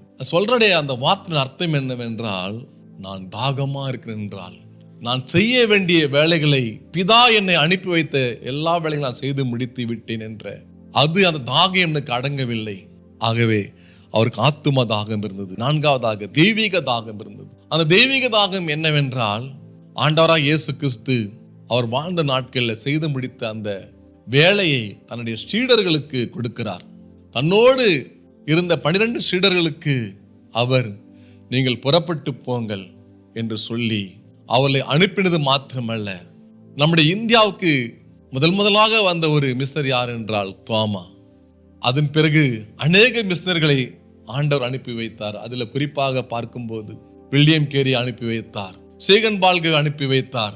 இப்படி அநேக மிஷனரிமார்களை என்ன பண்ணார் ஆண்டவர் பல நாடுகளுக்கு அனுப்பி வைத்தார். காரணம், அவருக்கு தெய்வீக தாகம் இருந்தது. அந்த தெய்வீக தாகம் இருந்ததனால்தான் அவர் பல நாடுகளிலிருந்து மிஷனரிகளை அனுப்பி வைத்து இந்த ஜனங்கள்லாம் நரகத்துக்கு போயிடக்கூடாது, நரகம் பிசாசுக்காகவும் அவனுடைய தூதர்களுக்காக ஆயத்தமாக்கப்பட்ட இடம்தான் நரகம், நரகத்துக்கு நாம் எல்லாரும் போயிடக்கூடாது என்பதற்காகத்தான் அவருக்கு ஒரு 4வது தாகம், தெய்வீக தாகம் இருந்தது. மனிதன் தேவசாயலாக சிருஷ்டிக்கப்பட்டான். ஆனால் தேவசாயலாக சிருஷ்டிக்கப்பட்ட மனிதன் தேவசாயல் தன்னை வாழாமல் இந்த உலகத்துல அதிபதியாக இருக்கிற பிசாசுடைய வார்த்தைக்கு செவி கொடுத்து மனிதன் பாவத்தில் விழுந்து போனான். அந்த பாவிகளை மீட்கத்தான் இயேசு கிறிஸ்து இன்றைக்கு நம்முடைய மீறுதல் நிமித்தமாக, நம்முடைய அக்கிரம நிமித்தமாக அவர் கல்வாரி சிலுவையிலே ரத்தம் சிந்தி இந்த 5வது வார்த்தையை சொல்கிறார், தாகமா இருக்கிறேன். ஆண்டவர் சமாரியா ஸ்திரீ கிட்ட பேசும்போது அந்த யாக்கோபுடைய கிணத்துல போயிட்டு அது தண்ணி மொள்ள போகும்போது தாகத்துக்கு தாய் என்று கேட்கிறார். அதற்கு அந்த பெண் சொல்றார், மொண்டு கொள்ள பாத்திரம் இல்லையே என்று சொல்லும்போது ஆண்டவர் சொல்ற வார்த்தை, நான் கொடுக்கும் தண்ணீர் ஒரு காலும் தாகம் உண்டாகாது. அந்த சமாரிய ஸ்திரியை பற்றி ஆண்டவர் தீர்க்கதரிசனமான வார்த்தையை சொல்லுகிறார். உன்னுடைய புருஷனை இங்க அழைத்து கொண்டு வா சொன்ன போது எனக்கு புருஷன் இல்லை சொன்ன போது, இப்போது இருக்குது உனக்கு 5 புருஷன் என்று ஆண்டவர் தீர்க்கதரிசனம் சொல்கிறார். இதை கேட்ட அந்த சமாரியா பெண் அந்த சமாரியா நாட்டு ஜனங்கள் போய் சென்று, எனக்கு ஒருவர் தன்னை அறிமுகப்படுத்தினார், அவரை நான் உங்களை அறிமுகப்படுத்த சொல்லி அந்த ஒரு சமாரிய பெண் நிமித்தமாக அங்க இருக்கிற சமாரியர்கள் இயேசுவிடத்தில் ஓடி வருகிறார்கள். அவர்கள் இயேசுவிடத்தில் வந்து அவர்களோட வார்த்தையை கேட்டு அநேகர் ரட்சிக்கப்படுகிறார்கள். பாருங்கள், ஆண்டவருடைய தாகம் என்னவென்றால், இந்த சமாரியர்கள் யார் என்றால் யூதர்களால் புறக்கணிக்கப்பட்டவர்கள், ஒதுக்கப்பட்டவர்கள், தீண்டப்பட்டவர் சொல்லி அவர்கள் ஒதுக்கி வைத்தார்கள். ஆண்டவர் இந்த உலகத்துல, இந்த உலகமும் நம்மை அப்படித்தான், நாம தீண்டத்தகாதவர்கள், அநேகர் ஒதுக்கி வைத்தார்கள். ஆனால் ஆண்டவர் இயேசு கிறிஸ்து இந்த உலகத்துல ஒதுக்கப்பட்ட நம்மையும், தீட்டாக நினைச்ச நம்மையும், தீண்டாத தகாத நினைத்த நம்மையும் ஆண்டவர் ரட்சிக்க வந்த ஆண்டவர், நம்ம மீட்க வந்த ஆண்டவர். அவர் சொல்ற வார்த்தை, தாகமா இருக்கிறேன். தாகமா இருக்கிறேன் என்ற வார்த்தையினுடைய அர்த்தம், அவருக்கு இன்னும் அந்த ஆத்தும தாகம் அடங்கவில்லை. தன்னை சிலுவையில ஜீவபலியாக ஒப்பு கொடுத்தும் அவர் சிலுவையில மிகுந்த ஒரு வேதனையோடு அவர் சிலுவையில தொங்கிக் கொண்டிருந்த போது அவர் அந்த வழியெல்லாம் பொறுத்து கொண்டு அதையெல்லாம் எண்ணாமல், நான் தாகமா இருக்கிறேன். ஆகவே எனக்கு அன்பான தேவ ஜனங்கள், அவருடைய தாகத்தை தீர்க்க இன்றைக்கு நாம் எத்தனை பேர் இருக்கிறோம்? அவருடைய தாகம் என்ன, அதை நாம் அறிந்து அந்த தாகத்தின்படி நாம் வாழ்கிறோமா? அதன்படி நாம் நடக்கிறோமா? அவருக்காக நாம் சுவிசேஷ பணியை செய்கிறோமா? அவருக்காக ஆத்துமாக்களை ஆதாயம் பண்றோமா? அவருக்காக அந்த தேசத்துல அழிந்து போற ஜனங்களுக்காக நாம் திறப்பில் நின்று நாம் ஜெபிக்கிறோமா என்று நாம் சற்று யோசித்து பார்க்க வேண்டும். ஆகவே எனக்கு பிரியமான தேவ ஜனங்களே, ஆண்டவருடைய தாகம் தணியவில்லை. அந்த தாகத்தை தணிவதற்காகத்தான் உன்னையும் என்னையும் ஆண்டவர் நம்மை தெரிந்து கொண்டார், நம்மை அழைத்தார், நம்மளை முன்குறித்திருக்கிறார், நம்மளை நீதிமானாக்கி இருக்கிறார், நம்மை மையப்படுத்தி கொண்டிருக்கிறார்.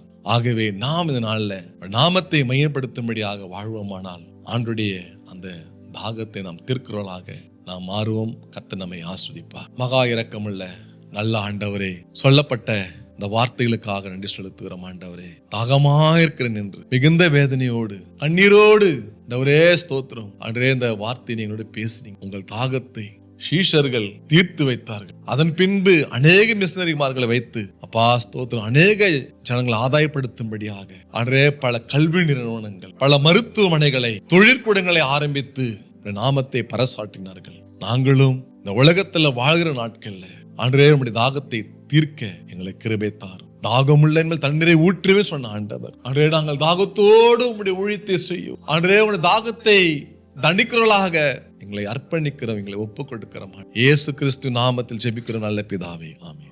நன்றி ஐயா. இப்பொழுது எங்கள் மத்தியிலும் ஆத்மா தாகத்தை கொண்டு வந்து சேர்த்ததுக்காக நன்றி. நேயர்களே, நீங்களும் ஆண்டவரிடத்தில் கிட்டி சேர்ந்து ஆத்ம தாகத்தோடு உங்களோடு உள்ளவர்களையும் ஆண்டவரிடத்தில் சேருங்கள். கர்த்தர் உங்களை ஆசீர்வதிப்பாராக.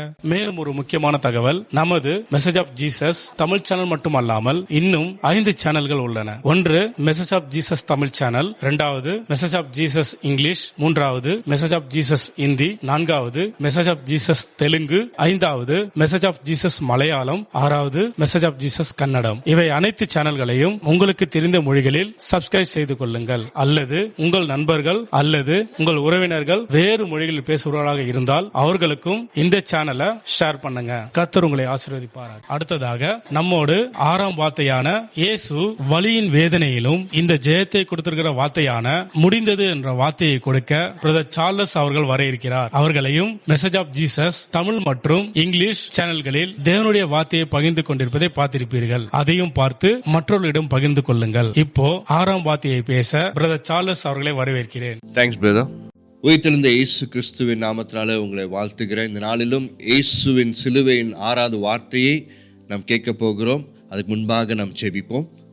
அன்பின் பரலோக பிதாவே, இந்த வேளையிலும் ஆண்டவரே உம்முடைய உயிர்த்தெழுதலின் வார்த்தையை ஆண்டவரே எங்களுக்கு நீர் எவ்வளவு பெரிய ஜீவனுள்ள தேவன் என்று சொல்லி ஆண்டவரே எங்களுக்காக வெற்றி சிறக்க பண்ண தேவன் என்று சொல்லி ஆண்டவரே இந்த நாளில் ஆண்டவரே எல்லாவற்றையும் நீர் ஜெயித்த ஆண்டவரே ஏசப்பா எங்களுக்காக நீர் கொடுத்திருக்கிறீரே, உங்களுக்கு நன்றி செலுத்துகிறோம். அந்த வார்த்தையை ஆண்டவரே இந்த நாளில் நாங்கள் தியானிக்க எங்களுக்கு கிருபை தரப்போகிறதுக்காக நன்றி செலுத்துகிறோம். நீர் பேசும், நாங்கள் கேட்கிறோம். இயேசு மூலம் நல்ல பிதாவே, ஆமென். உயிர்த்தெழுந்த இயேசு கிறிஸ்துவின் நாமத்தினால உங்களை வாழ்த்துகிறேன். ஆண்டவராய் இயேசு கிறிஸ்து அந்த சிலுவையில நமக்காக பாடுபட்டு தன்னுடைய கடைசி 7 வார்த்தைகளை அந்த சிலுவையில பேசும் பொழுது ஒவ்வொரு வார்த்தையிலும் அவர் நமக்காக எத்தனையோ உண்மைகளை நமக்கு உரைக்க சொல்லி தேவன் நமக்காக எவ்வளவாக இந்த உலகத்துல பாடுபட்டு அந்த ஒவ்வொரு தீர்க்க தரிசனங்களையும் அவர் நிறைவேற்றினதை நாம் காண்கிறோம். இந்த உலகத்துல நாம் அநேக நாட்களில் நம்ம அநேக ஒரு தாழ்வான ஒரு ரொம்ப கஷ்டமான ஒரு சுச்சுவேஷனுக்குள்ள நம்ம கடந்து சென்றிருக்கலாம். ஆனால் அது எல்லாவற்றையும் நம் கடந்து வந்து ஒரு நாளில் நம்ம ஜெயத்தை பெறும் பொழுது அதில் பகிர ஒரு சாட்டிஸ்ஃபேக்ஷன் வேற இந்த உலகத்தில் வேற எதுவுமே இருக்காது. அந்த சாட்டிஸ்ஃபேக்ஷன் நமக்கு ஒரு நிறைவே தரும். மகிழ்ச்சியை நம்ம வர்ணிக்கவே முடியாது. இந்த 6வது வார்த்தையில கூட இயேசு அந்த சிலுவையில் நமக்காக அருமையான ஒரே ஒரு வார்த்தை தான் அவர் சொல்லியிருப்பாரு. யோவான் 19ஆம் அதிகாரம் 30ஆம் வசனத்துல இயேசு இது முடிந்தது என்று சொல்லியிருப்பார். அந்த முடிந்தது என்று ஒரே ஒரு சாதாரண ஒரே ஒரு வார்த்தையா இருந்தாலும் அந்த வார்த்தையானது கிரேக்க பதத்திலிருந்து நம்ம எடுத்து பார்த்தோம்னா அந்த வார்த்தையானது அது முழுமை அடைந்தது, இதற்கு மேல எதுவுமே இல்லை, இட்ஸ் கம்ப்ளீட் 100% என்ற அர்த்தமா இருக்கிறது. ஸோ அந்த வார்த்தையை அவர் யூஸ் பண்ணும் பொழுது அவர் சொல்ற எல்லாவற்றையும் அவர் முடிந்தது என்று அறிவித்தார். இனிமேல் இதுக்கப்புறம் ஒரு கமா போட்டு ஒரு கண்டினியூ பண்ற ஒரு வார்த்தைகளே கிடையாது. அது ஒரே ஒரு வார்த்தையானது. அந்த வார்த்தை அது ஒரு ஃபுல் ஸ்டாப்போட வருகிறது, ஒரு முற்றுப்புள்ளியோடு வருகிற ஒரு வார்த்தையாக இருக்கிறது. அதுதான் தேவனுடைய வார்த்தை. ஆண்டவர் ஒரு வார்த்தையை சொல்லி அவர் முடித்திருக்கிறாருன்னா அது எல்லாம் நிறைவேறியது என்று அர்த்தமாம். இந்த யோவான் 19 வசனம் அப்படியாக தேவனுடைய ஜெயத்தை குறிக்கிற ஒரு அருமையான வார்த்தையாக இருக்கிறது. இந்த உலகத்தை தேவனானவர் படைக்கும் பொழுது கூட அந்த 6 நாட்கள் எடுத்துக்கொண்டார். 7ஆம் நாளில் ஆண்டவர் ஓய்வு எடுத்தார் என்று சொல்லி வாசிக்கிறோம். 6 நாட்கள், அந்த 6ஆம் நாளில் எல்லாவற்றையும் முடிந்தது. அவர் ஆசைப்படி இந்த உலகத்தை அருமையாக சிருஷ்டித்தார். அதே போலதான் இந்த இடத்துல கூட இந்த 6ஆம் வசனத்துல ஆண்டவர் சொல்றார், எனக்காக கொடுக்கப்பட்ட ஒவ்வொரு காரியத்தையும் நான் முடித்திருக்கிறேன், எல்லா தீர்க்க தரிசனங்களையும் நான் முடித்திருக்கிறேன், ஒரு காரியத்தை கூட நான் மிஸ் பண்ணதே அல்ல என்று சொல்லி அந்த ஜெயத்துடனே ஒரு சாட்டிஸ்ஃபேக்ஷனோட தேவன் என்னை என்ன சித்தத்தோடு இந்த உலகத்தில் அனுப்பினாரோ அதை நான் நிறைவேற்றி இருக்கிறேன் என்று சொல்லி உரத்த சத்தத்துடனே எல்லாம் முடிந்தது என்று சொல்லி அதனால இயேசு அந்த வசனத்தை அவர் சொல்கிறார். அதுதான் இந்த உலகத்துல எனக்கு தெரிஞ்ச ஒரு ஃபினிஷ்ட் அப்படின்னு சொல்லும் போது அதோட ஒரு குளோரிஃபிகேஷன் சொல்ல முடியாது. இயேசு கிறிஸ்து இந்த உலகத்துல மரிப்பதற்கு முன்பாக ஒரு வாரங்களுக்கு முன்பாக அவரை ஓசன்னா பாடுவோம் என்று சொல்லி எல்லாரும் துதித்து அவரை உயர்த்துறாங்க, நல்ல பயங்கரமா குளோரிஃபை பண்றாங்க. ஆனா எல்லாவற்றையும் காட்டிலும் எத்தனையோ அற்புதங்கள் செய்தாரு, அவங்கள நன்றி சொல்றாங்க ஆண்டருக்கு. அதெல்லாம் காட்டிலும் அவர் தேவனுடைய சித்தத்தை நிறைவேற்றிய போது அப்பொழுது அவர் உள்ளத்தின் ஆழத்திலிருந்து எல்லாம் முடிந்த ஒரு சை ஆஃப் ரிலீஃப் ஆண்டு கொடுக்கும் பொழுது அது ஒரு நிறைவான ஒரு காரியமாக இருக்கிறது. இந்த நாளில் கூட அவர் எப்படியாக தனக்கு வாக்குத்தத்தம் கொடுக்கப்பட்டது, பழைய ஏற்பாட்டில் எப்படியாக எத்தனையோ வாக்குத்தத்தங்கள் இருந்தது, எத்தனையோ தீர்க்க தரிசனங்கள் இருந்தது. அத்தனை தீர்க்க தரிசனங்களையும் ஆண்டவர் நிறைவேற்றணும். ஆண்டவர் குறித்து பழைய ஏற்பாட்டில் அவருடைய வம்சாவளியை பற்றி குறிப்பிட்டிருக்கிறது. அவர் பிறப்பு முதல் அவர் ஊழியம் செய்கிற நாட்கள் வரைக்கும் எப்படி இருக்க போகுதுன்னு சொல்லி கூட தீர்க்க தரிசன வார்த்தைகள் இருக்கிறது. அவருடைய மரணம் எப்படி இருக்க போகுது, அவருடைய உயிர்த்தெழுதல் எப்படி இருக்க போகிறது என்று சொல்லி கூட அந்த வசனங்கள் இருந்தது. எல்லாவற்றையும் நிறைவேற்றவே இயேசு கிறிஸ்து இந்த உலகத்தில் வந்தார். அவர் முக்கியமாக அவரை நிறைவேற்றின அநேக காரியத்திலிருந்து ஒரு சில காரியத்தை கூட நம்ம பார்ப்போம். அவர் பிறப்பை குறித்து பார்க்கும்போது அவர் மணியினிடத்தில் அவர் பிறக்க போகிறார் என்று சொல்லி ஏசாயா தீர்க்கதரிசன புத்தகம் 7ஆம் அதிகாரம் 14ஆம் வசனத்தில், மீகா 5ஆம் அதிகாரம் 2ஆம் வசனத்தில் நாம் பார்க்கிறோம். அவர் ஆபிரகாம் மற்றும் தாவீதின் வம்சாவளியை குறித்து ஆதியாகமம் 22ஆம் அதிகாரம் 18ஆம் வசனம், எரேமியா 23ஆம் அதிகாரம் 5ஆம் வசனத்தில் எழுதப்பட்டிருக்கிறது. அப்படியானால் ஆண்டவர் இந்த உலகத்தின் படைப்பு முதல் ஆதியிலிருந்து தன்னுடைய குமாரனை இந்த உலகத்திற்கு அனுப்பி அவர் என்ன செய்ய போகிறார் என்று சொல்லி முன்குறித்து எல்லாவற்றையும் நேர்த்தியாக வைத்திருந்தார். அதை முதலிலிருந்து தன்னுடைய வசனங்களில் வேதாகமத்தில் ஒவ்வொன்றையும் தன்னுடைய பிள்ளைகள் மூலமாக சொல்லப்பட்டிருக்கிறது. இயேசு கிறிஸ்து இந்த உலகத்தில் இருக்கும் பொழுது கூட அது ஒரு 30 வெள்ளி காசுக்காக காட்டி கொடுக்கப்பட போறாங்கன்னு சொல்லி சகேரியா புஸ்தகத்தில் 11ஆம் அதிகாரம் 13ஆம் வசனத்தில் சொல்லப்பட்டிருக்கிறது. அவருடைய கைகளும் கால்களும் துளைக்கப்பட்டு இருக்க போகுதுன்னு சொல்லி சங்கீதத்தில் வாசிக்கிறோம். 22ஆம் அதிகாரம் 16ஆம் வசனத்தில் அவர் மரித்தோ இருந்து உயிர்த்தெழ போகிறார்னு சொல்லி சங்கீதம் 16ஆம் அதிகாரம் 10ஆம் வசனத்தில் வாசிக்கிறோம்.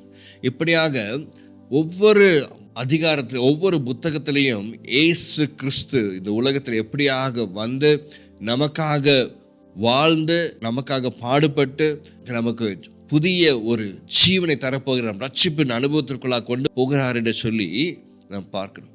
அப்படியாக இயேசுவின் மரணத்தை குறித்து மற்றும் அவருடைய உயிர்த்தெழுதலை குறித்து இந்த தீர்க்க தரிசனங்கள் என்னென்ன சொல்கிறதுன்னு சொல்லி பார்ப்போமோ, அது எப்படியாக அது நிறைவேற்றினது, எந்த இடத்துல நிறைவேற்றி அந்த வசனங்களில் குறிப்பிட்டிருக்குன்னு சொல்லி நம்ம பார்க்க போகிறோம். அவர் ஒரு நண்பரால் காட்டி கொடுக்கப்பட போகிறார் என்று சொல்லி சங்கீதம் 41ஆம் அதிகாரம் 9ஆம் வசனம், யோவான் 13ஆம் அதிகாரம் 18ஆம் வசனம், 21ஆம் 30ஆம் வசனங்களில் அது எப்படி நிறைவேற்றினது என்று பார்க்கிறோம். எப்படி யூதாஸ் காரியோத் தேவனோடு கூட இருந்த ஒரு அருமையான ஒரு சீஷன், ஆனால் இந்த தீர்க்க தரிசனமானது நிறைவேறும்படி சங்கீதம் 41:9 நிறைவேறும்படியாக அதையும் முன்குறிக்கப்பட்ட ஒரு காரியமாக இருக்கிறபடியால் இந்த நண்பனும் ஆண்டவரை காட்டி கொடுத்தான். அதே போல ஒரு 30 வெள்ளி காசுகளுக்காக அவன் காட்டி கொடுக்க போறான்னு சொல்லி அதை கூட சகேரியாவின் புஸ்தகத்தில் 11ஆம் அதிகாரம் 13ஆம் வசனத்தில் முன்குறித்து அது எழுதப்பட்டிருக்கிறது. அதை தான் 26ஆம் அதிகாரம் 15ஆம் வசனத்திலிருந்து இந்த தீர்க்க தரிசனம் அப்படியாகவே அது நிறைவேறப்பட்டது. இப்படியாக இயேசு கிறிஸ்து தன்னுடைய மரணத்திற்கு முன்பாக என்ன நடக்க போகிறது அது என்று சொல்லி எல்லாவற்றையும் தேவன் முன்குறித்து எல்லாவற்றையும் எழுத வைத்திருந்தார். அதே போல குற்றம் சாட்டப்பட்டவர்களுக்கு முன்பாக அமைதியாக இருக்க போகிறார் என்று சொல்லி ஏசாயா 53ஆம் அதிகாரம் 7ஆம் வசனத்தில் தீர்க்க தரிசனமாக எழுதப்பட்டிருந்தது. அதே போல தான் மத்தேயு 27ஆம் அதிகாரம் 12லிருந்து 14 வரைக்கும் பார்க்கும் பொழுது அவருக்கு அவ்வளவு கேள்வி கேட்கும் பொழுதும் அவர் என்ன பண்ணார், தன்னுடைய அமைதியை காத்து கொண்டார். அவர் ஈஸியாக தான் தேவன் என்று சொல்லி தன்னுடைய வல்லமையை அந்த இடத்துல உபயோகப்படுத்தி அங்கே இருக்க உலக பிரகாரமாக இருக்கிற அதிகாரிகளை ஈஸியாக என்ன பண்ணியிருக்கலாம், அவங்கள உடைத்து போட்டிருக்கலாம். ஆனால் வாக்குத்தத்தத்தை நிறைவேற்றவே வந்த என் தேவன் அந்த வாக்குத்தத்தத்தை நிறைவேற்றும் என்று சொல்லி என்ன பண்றாரு? அமைதியை காத்து கொள்கிறார். அல்லேலூயா. அவர் வாக்கை ஒரு நாளும் என்ன பண்ண மாட்டாரா? அவர் மாறவே மாட்டார். அதே போல தன்னுடைய கைகளிலும் கால்களிலும் அந்த ஆணிகளை ஆள் துளைக்கப்பட போகிறார் என்று சொல்லி சங்கீதத்துல 22ஆம் அதிகாரம் 16ஆம் வசனத்திலையும், சகேரியாவின் புஸ்தகம் 12ஆம் அதிகாரம் 10ஆம் வசனத்திலையும் எழுதப்பட்டிருந்தது. அந்த வசனமானது, இந்த முன்குறித்து எழுதப்பட்ட அந்த வசனமானது யோவான் 19ஆம் அதிகாரம் 18ஆம் வசனத்திலும் 34, 37ஆம் வசனத்திலையும் நிறைவேற்றப்பட்டதை நாம் பார்க்கிறோம். எப்படியாக நம்ம எந்த ஒரு படத்துலையும் பார்க்கும்போது பார்ப்போம்ல, சிலுவையில் இயேசு கிறிஸ்து எப்படியாக அந்த ஆணிகளால் அவர் கைகளிலும் அவருடைய கால்களிலும் எப்படியாக அவர் தொலைக்கப்பட்டிருந்தது என்று சொல்லி நாம் பார்த்துருக்கிறோம். எல்லாவற்றையும் அப்படி எப்படி எந்த ஒரு மாதிரியான வேதனைக்குள்ளாக அவர் கடந்து செல்ல போகிறார் என்று சொல்லி கூட அது முன்குறித்து வைக்கப்பட்டிருந்தது. அதுதான் தேவனுடைய சித்தம். நம்ம இந்த நாளில் நம்முடைய வாழ்க்கையில் கூட நம்ம ஒரு பெரிய கஷ்டத்துக்குள்ளாக, ஒரு பெரிய வேதனைகளுக்குள்ளாக நாம் பிரவேசிக்க பண்ண போகிறோன்னா அதை கூட முன்குறித்து வைத்திருக்கிறார் என் தேவன்.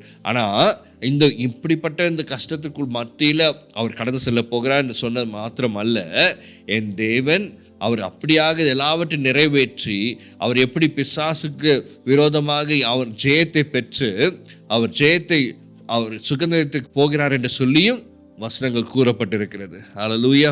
அதே போல அந்த ஆண்டவர் மரித்த பின்பு அந்த நேரத்தில் அவர் வஸ்திரங்களை பிரிக்கப்பட்டு சீட்டு போட்டு தான் எடுப்பாங்கன்னு சொல்லி கூட என்ன பண்ணிருக்காங்க, சங்கீதத்தில் 22ஆம் அதிகாரம் 18ஆம் வசனத்தில் பார்க்கிறோம். அந்த வசனத்தை கூட யோவான் 19ஆம் அதிகாரம் 23ஆம் 24ஆம் வசனத்தில் ஆண்டவர் அப்படியாக நிறைவேற்றுகிறதை நாம் பார்க்கிறோம். அது மட்டும் அல்ல, அவர் மரித்து அதற்கு பிறகு ஐஸ்வர்யவான்களுடைய மத்தியில அடக்கம் பண்ணப்பட்டார் என்று சொல்லி கூட வசனம் எழுதப்பட்டிருக்கிறது. ஏசாயா 53ஆம் அதிகாரம் 9ஆம் வசனத்துல அப்படியாக ஏசாயா தீர்க்கதரிசி சொல்வதை நாம் பார்க்கிறோம். மத்தேயு 27ஆம் அதிகாரம் 57ஆம் வசனத்தில் முதல் 60ஆம் வசனம் வரை வாசிக்கும் பொழுது அந்த தீர்க்க தரிசனமான நிறைவேறினதை பார்க்கிறோம். ஏன்னா இந்த உலகத்தில் இயேசு கிறிஸ்து பிறக்கும்போது ஒரு சாதாரண மாட்டுக்குள்ள பிறக்கிறாரு, ஒரு ஏழ்மையான வீட்டில் தான் இருக்கிறாரு, அவர் ஊழியம் செய்கிறாரு, அவரோடு ஒரு மக்கள் இருக்காங்க. எந்த இடத்துலையுமே ஒரு பெரிய ஐஸ்வர்யவானுடைய சூழ்நிலை அவரை உலகத்தில் காணப்படவில்லை. ஆனால் அவர் மரிக்கும் பொழுதோ வசனம் சொல்லுகிறது, அவர் மரிக்கும் பொழுது ஐஸ்வர்யவான்கள் மத்தியில் தான் என்ன பண்ண போறார், அடக்கம் பண்ண போறார் என்று சொல்லி நம்ம வசனத்தில் பார்க்கிறோம். அப்படியாகவே நிறைவேறது. அல்லேலூயா. 3ஆம் நாளில் அவர் உயிர்த்தெழுவார் என்று சொல்லி ஓசியா 6ஆம் அதிகாரம் 2ஆம் வசனம், சங்கீதம் 16ஆம் அதிகாரம் 10ஆம் வசனத்தில் எழுதப்பட்டிருக்கிறது. தேவன் எப்படியாக 3ஆம் நாள் உயிரோடு எழும்புவாரோ என்று சொன்னது பிரகாரமாக லூக்கா 24ஆம் அதிகாரம் 46ஆம் வசனம் முதல் 47ஆம் வசனம் வரைக்கும், அப்போஸ்தலர் 2ஆம் அதிகாரம் 27-32ஆம் வசனத்திலிருந்தும் தேவன் எப்படியாக உயிரோடு கூட வந்தார் என்று சொல்லி அதன் காரியங்களை, அது சுற்றி இருக்க காரியங்களை எப்படியாக வசனத்தில் தீர்க்க தரிசனமாக எழுதப்பட்டிருந்ததோ அது அப்படியாக நிறைவேற்றின தேவனாக இருக்கிறார். நம்முடைய வாழ்க்கையில் எந்தெந்த வாக்குத்தத்தங்களை கொடுத்திருக்கிறாரோ அதை நிறைவேற்றுகிற தேவனாக இருக்கிறார். ஒருபோதும் அவர் சொன்னதை அவர் ஒரு சாதாரண மனுஷன் அல்ல. அவர் இந்த உலகத்தில் இருக்கும்பொழுது 100% மனுஷனாகவும் தேவனுமாய் இருந்த தேவன் அவர் என்ன பண்ணுறாரு, என்ன சொல்கிறாரோ அது எல்லாவற்றை பிதாவினுடைய சித்தத்தை அப்படியாக 100% என்ன பண்ணுறார், நிறைவேற்றுகிறார். அதே போல தான் இன்றைக்கு உங்களையும் என்னையும் கூட அவர் தன்னுடைய சித்தத்தின் பிரகாரமாக அவர் என்ன ஆசை வைத்திருக்கிறாரோ அதை நிறைவேற்றுவதற்காக நம்ம அழைத்திருக்கிறார். அப்படியாக நம் தேவனுடைய சித்தத்தை நிறைவேற்றுகிற பிள்ளைகளாக நாம் ஜீவிக்க வேண்டுமா? அப்பொழுது தான் ஆண்டவருடைய சித்தத்தை நம்ம எப்படியா நிறைவேற்றுகிறோம். நிறைவேற்ற ஒரு நாளில் என் இயேசுவை போல் நம்மள சொல்ல நல்லது ஒரு ஓட்டத்தை ஓடினேன், ஜெய கிறிஸ்துவுக்காக ஓடினேன், அது நாளில் நான் நிறைவேறினது என்று சொல்லி அந்த ஒரு பெரிய ஒரு சந்தோஷத்திற்குள்ளாக, ஒரு மன மகிழ்ச்சியான ஒரு சூழ்நிலைக்குள்ளாக நம்ம ஆண்டவர் நம்ம கொண்டு போய் விடுவாராக. இப்படியாக இயேசு கிறிஸ்து ஒவ்வொரு வாக்குறுதிகளையும் நிறைவேற்றின தேவனாக இருக்கு. இதுதான் நம்ம கிறிஸ்துவத்தில் கூட நமக்கு இயேசுவை பின்பற்றுகிற ஒவ்வொருவரும் தேவனுடைய வாக்குறுதிகளை நிறைவேற்றுகிற ஜனமாக இருக்க வேண்டும். இதோ முடிவு பரிந்தும் நம்ம உலகத்தில் இருக்க எல்லா எல்லைகளுக்கும் நம்ம என்ன பண்ண போகிறோம், தேவனுடைய வார்த்தையை நம்ம அப்படியாக நம்ம சொல்ல போகிறோம். இந்த நாளில் கூட இந்த மீடியா நிமித்தமாக நம் உலகத்தில் இருக்க அனைத்து மூலை ஸ்தலத்திலும் தேவனுடைய வார்த்தையானது அப்படியாக நிறைவேறப் போகிறது. இந்த உலகத்தில் நம்ம அநேக ஜெயத்தை பெற்றிருப்போம். அந்த ஜெயத்தை பெற்றிருக்கும் பொழுது கூட அடுத்தது என்னது, நம்ம அடுத்தது நம்ம இன்னொரு தோல்விக்குள்ளே போகலாம், இன்னும் அடுத்து ஏதாவது போகலாம். ஆனால் தேவன் நமக்காக ஒரு வாக்குத்தத்தத்தை கொடுத்து அது க்ளோஸ் பண்ணும் பொழுது, முடிந்தது என்று சொல்லும் பொழுது அதற்கு பிறகு வேறு எதுவுமே கிடையாது, அதோட க்ளோஸ். ஏன்னா அதுதான் ஃபைனல் அந்த ஜெயத்தை கொடுக்குற அந்த கோல் போஸ்டாக இருக்கிறது. அதை தாண்டி வேறு எதுவுமே கிடையாது. ஏன்னா அவர் தான் ஈஸ் அவர் அல்டிமேட்டமில். ஆண்டவர் நமக்காக அப்படியாக எல்லாவற்றையும் செய்கிற தேவனாக இருக்கிறார். இந்த உலகத்தில் நம்ம அநேக நேரத்தில் நம்ம தோல்வியை பெற்றிருக்கலாம், ஆனால் அதை குறித்து கவலைப்படாமல் தேவன் எனக்கு வெற்றியை தருவார், எனக்கு கொடுத்திருக்க வாக்குறுதியை அவர் நிச்சயமாக அவர் நிறைவேற்றுவார் என்று சொல்லி நம்ம முற்றிலுமாக அந்த வாக்குத்தத்தத்தை மாத்திரம் நம்ம இருதயத்தில் ஏற்றுக்கொண்டவர்களாக நம்ம ஜெபித்து ஆண்டவருக்கு எப்படியாக அவர் ஒவ்வொரு வசனத்தின் மூலமாக அவர் எப்படி நிறைவேற்றினார் என்று பார்த்தோமோ அதே போல் நம்முடைய வாழ்க்கையிலும் ஒவ்வொரு காரியத்தையும் அவர் எப்படியா நிறைவேற்ற போகிறார் என்று சொல்லி நம்ம வாழ்க்கையில் பார்த்து அதை ருசித்து கர்த்தர் எனக்கு இதை செய்து விட்டார் என்று சொல்லி நம் உரத்த சத்தத்தோடு நம் ஜெயத்தை ஏறெடுத்து நாம் ஜெபிக்க போகிறோம். நம் கண்களை மூடி ஆண்டவரை நோக்கி பார்ப்போமாக. அன்பின் பரலோக பிதாவே, தகப்பனே, எங்களுக்காக எல்லாவற்றையும் செய்து முடித்த தேவனே, எங்களுக்காக அந்த ஜெயத்தை நீர் எங்களுக்காக பெற்றுக் கொடுத்தீரே, நமக்கு நன்றி செலுத்துகிறோம். ஏசப்பா, அந்த பாவத்திலிருந்து ஆண்டவர் எங்களை மீட்டெடுத்து எங்களுக்கு ரட்சிப்பின் அனுபவத்தை கொடுத்தீரே, நமக்கு நன்றி செலுத்துகிறோம். தகப்பனே, இந்த உலகத்தில் ஆண்டவரை எத்தனையோ பேர் ஆண்டவரை இன்னும் ஆண்டவரை பலிகளை செலுத்தி கொண்டிருக்க வேளையில் நீர் எங்களுக்காக பலியாகி இந்த நாளில் எங்களுக்கு ஒரு புதிய ஜீவனை கொடுத்திருக்கிறீங்களே, எங்களுக்கு ஒரு புதிய வாழ்க்கையை கொடுத்திருக்கிறீங்களே, உங்களுக்கு நன்றி செலுத்துகிறோம். ஆண்டவரே, உங்களுடைய அன்பிற்காக உங்களுடைய இரக்கத்திற்காக நன்றி செலுத்துகிறோம். ஆண்டவரே, உங்களுடைய வாக்கு தத்தங்கள் ஒவ்வொன்றும் ஆண்டவரே எங்கள் வாழ்க்கையிலும் ஆண்டவரே எங்களுக்காக கொடுத்திருக்க ஒவ்வொரு வாக்கு தத்தையும் நீர் நிறைவேற்ற போகிறதுக்காக நன்றி செலுத்துகிறோம். ஆண்டவரே, நீர் ஒவ்வொருவரையும் ஆண்டவரே நீர் பேர் பேராக ஆசீர்வதிக்க போகிறதுக்காக நன்றி செலுத்துகிறோம். எங்களுக்கு சேர்த்தே நாங்கள் ஆண்டவரை சுகந்தரித்துக் கொள்ள எங்களுக்கு கிருபை தருவீராக. இயேசு மூலம் ஜெபிக்கிற நல்ல பிதாவே, ஆமென். நன்றி பிரதர். முடிந்தது என்ற வார்த்தையின் மூலம் தேவன் வெற்றி பெற்றது போல எங்கள் வாழ்க்கையிலும் இன்னும் அதிகமான ஃபுல்ஃபில்மெண்ட், ஹாப்பினஸ் இது எல்லாம் கொடுத்து தேவன் எங்க வாழ்க்கையிலும் அருமையாய் முடித்து அவரிடத்தில் கொண்டு போய் சேர்க்க போகிறார் என்பதை அழகா விளக்கி இருக்கீங்க. ரொம்ப நன்றி பிரதர். நேயர்களே, நீங்களும் உங்க வாழ்க்கையில் உள்ள பிரச்சனைகள் எதுவா இருந்தாலும் அதை தேவனிடத்தில் கொடுத்து இதை முடித்து எங்க வாழ்க்கைய நல்ல முறையில மாத்துங்க என்று சொல்லி தேவனை மகிமைப்படுத்துங்க. கர்த்தர் எப்பொழுதும் உங்களோடு இருக்கிறார். இதோ இந்த வீடியோவின் கடைசி நிமிடத்தில் நுழைந்திருக்கிறோம். இதுவரை 6 வார்த்தைகள் மூலம் தேவன் நம்மோடு இடைப்பட்டிருக்கிறார். அடுத்ததாக கடைசி வார்த்தையான 7வது வார்த்தை, பிதாவே என் ஆவியை உமது கைகளில் ஒப்படைக்கிறேன் என்ற வார்த்தையை பேச சிஸ்டர் டார்த்தி செல்லையா அவர்கள் வர இருக்கிறார். அவர்களையும் நம்ம சேனல் மூலமாக சகோதரிகள் கூட்டத்தில் பார்த்திருப்பீங்க. கர்த்தர் அவர்களோடு கூட இருக்க வேண்டும், இன்னும் அதிக ஊழியங்கள் செய்ய வேண்டும் என்றும் நம் யாவரும் ஜெபித்துக் கொள்வோம். இப்பொழுதும் கடைசி வார்த்தையான 7ஆம் வார்த்தையை பேச சிஸ்டர் டார்த்தி செல்லையா அவர்களை வரவேற்கிறேன். கர்த்தருடைய பரிசுநாமத்துக்கு ஸ்தோத்திரம். இந்த பெரிய வெள்ளி தியான கூட்டத்தில் இயேசு கிறிஸ்து இந்த பூமிக்கு வந்த நோக்கத்தை நிறைவேற்றி முடித்து கடைசி நேரத்தில் ஆண்டவரே உம்முடைய நோக்கத்தை நிறைவேற்றிட்டேன், இப்பொழுது என்னுடைய ஆவியை உங்கள் கருத்தில் ஒப்பு கொடுக்கிறேன். நான் வந்த நோக்கம் முடிந்தது, பாவத்தை ஏற்றுக்கொண்டேன், உயிர்த்தெழுந்து எல்லாருடைய பாவமும் நீங்கும். பிதாவே என்னுடைய ஆவியை உம்முடைய கரத்தில் ஒப்பு கொடுக்கிறேன் என்று சொன்ன அந்த தேவனுடைய வார்த்தையை தியானிக்க தேவன் எனக்கு இந்த நாளில் கொடுத்த இந்த கிருபைக்காக அவரை நான் நன்றியோடு துதிக்கிறேன். நாம் கண்களை மூடி ஜெபிப்போம். அன்புள்ள பரம தகப்பனே, இந்த நல்ல வேலைக்காக உமக்கு ஸ்தோத்திரம் அப்பா. நீர் எங்களுக்கு உம்முடைய குமாரன் இயேசு கிறிஸ்துவை இந்த பூமிக்கு கொடுத்தீர், அதற்காக உமக்கு ஸ்தோத்திரம். வார்த்தை மாம்சமானார் என்று சொல்லி பிதாவே நீரே இந்த பூமிக்கு மனிதனாக வந்து இயேசு கிறிஸ்துவாக ஆட்டுக்குட்டியாக எங்களுடைய பாவத்தை சுமந்து அப்பா மரித்து இயேசு கிறிஸ்துவின் சரீரத்தை உயிர்த்தல வைத்து உம்முடைய மகிமையை நாங்கள் கொண்டாடும்படியாக இந்த பூமியில் பிறந்தீர். குட் ஃப்ரைடே கொண்டாட வைத்தீர், உயிர்த்தெழுந்த நாளையும் கொண்டாட வைத்தீரப்பா. இந்த நாளிலே உம்முடைய நாமம் எங்கள் மூலமாக மகிமைப்படட்டும். உயிர்த்தெழுந்த ஐங்காய மேனியோன் இயேசுவின் நாமத்தில் ஜெபிக்கிறோம் பிதாவே, ஆமென். இந்த கல்வாரி சிலுவையில் கூட இயேசு கிறிஸ்து கடைசியில் தகமாக இருக்கிறேன் என்று சொல்லி அவர் கதறின பிறகு எலியாவை கூப்பிட்றான், இதை கொடு அதை கொடுன்னு சொல்லும்போது மத்தேயு லூக்கால இல்லாத ஒரு காரியத்தை மார்க்கில் நம்ம பார்க்குறோம். அவங்க பரிமளம் கலந்த அந்த திராட்சை ரசத்தை போல் ஒரு போதை மருந்தை கொடுக்குறாங்க. அதை குடிச்சிட்டு ஆண்டவர் அடி வாங்கி இருந்தாருன்னா வழி அவர் நல்லா தாங்கியிருப்பார். 3ஆம் நாள் உயிரோடு வந்திருக்க மாட்டார். அவர் காலை எலும்ப முறித்து அவர் அநீதிமான்னு காட்டியிருப்பாங்க.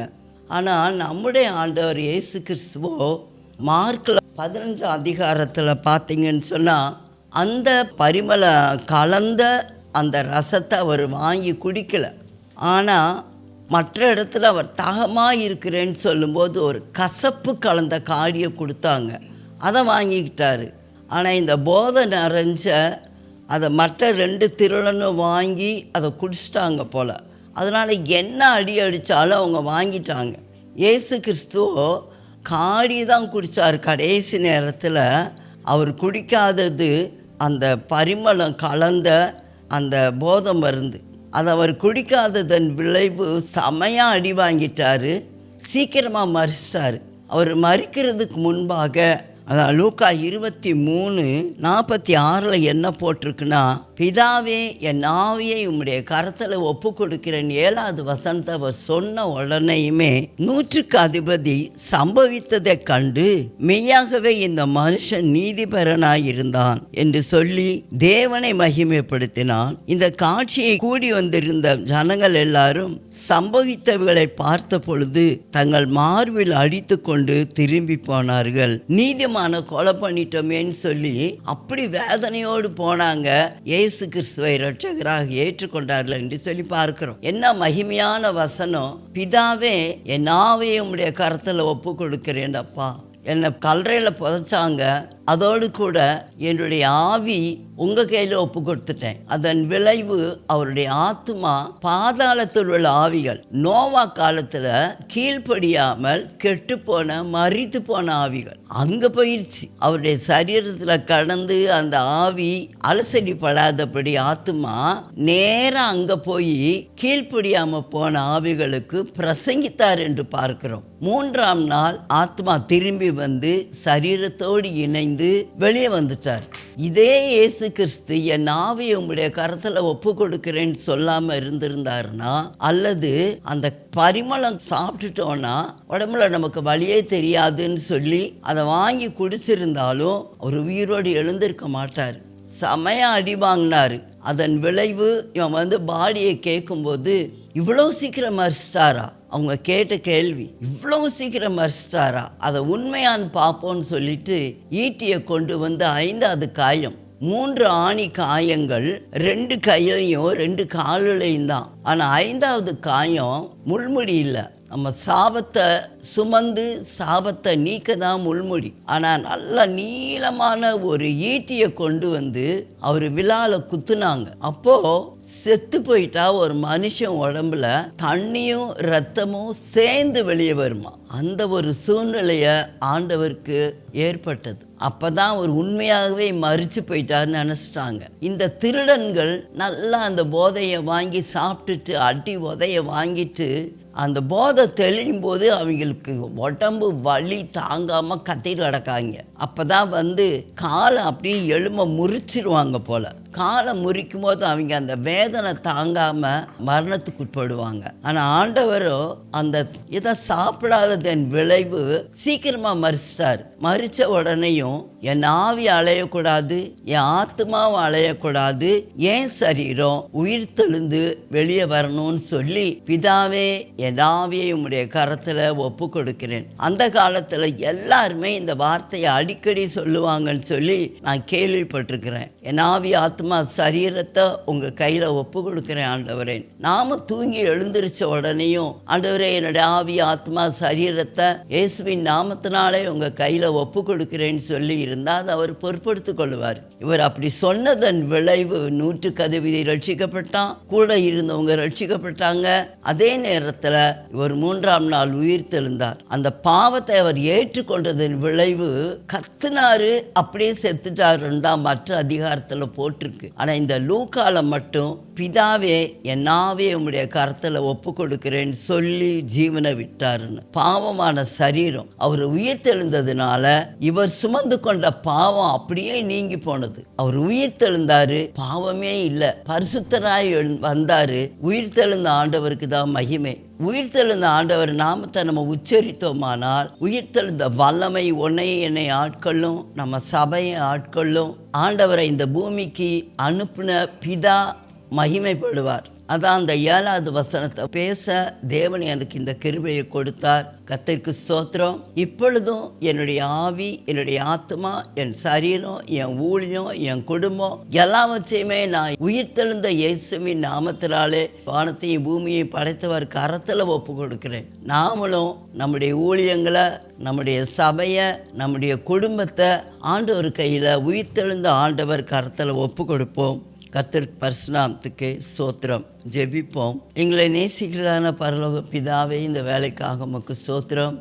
அப்பா, உம்முடைய குமாரனை அனுப்பினீர். இப்பொழுதும் கூட அவர் புறக்கணிக்கப்பட்டவராய், ஒதுக்கப்பட்டவராய், ஆகாதவராய் தள்ளப்பட்டிருந்தாலும் கூட ஆண்டவரே, உம்மை உண்மையாய் பின்பற்றுகிற, உயிர்த்தெழுதலின் வல்லமையை பின்பற்றுகிற நாங்களும் புறக்கணிக்கப்பட்டவர்களாய், பாடு அனுபவிக்கிறவர்களாய், ஒதுக்கப்பட்டவர்களாய் காணப்பட்டாலும் உண்மையே நாங்கள் மகிமைப்படுத்தி வாழ கல்லறை திறக்கும் பொழுது எங்கள் சரீரம் வெளியே வரணும். எங்கள் ஆத்துமா உம்மோடு கூட கர்த்தாவே பரலோகத்தில் இருக்கணும். அப்பா, எங்களை அப்படியாக தகுதிப்படுத்தும். உம்முடைய மகன் உயிர்த்தெழுந்த இயேசு கிறிஸ்துவின் நாமத்தில் ஜெபிக்கிறோம் ஜீவனுள்ள பிதாவே, ஆமென். நன்றி சிஸ்டர். அருமையாக எங்களுடைய வாழ்க்கைய எப்படி தேவனுடைய கையில ஒப்படைக்கணும்னு உணர்த்திருக்கீங்க.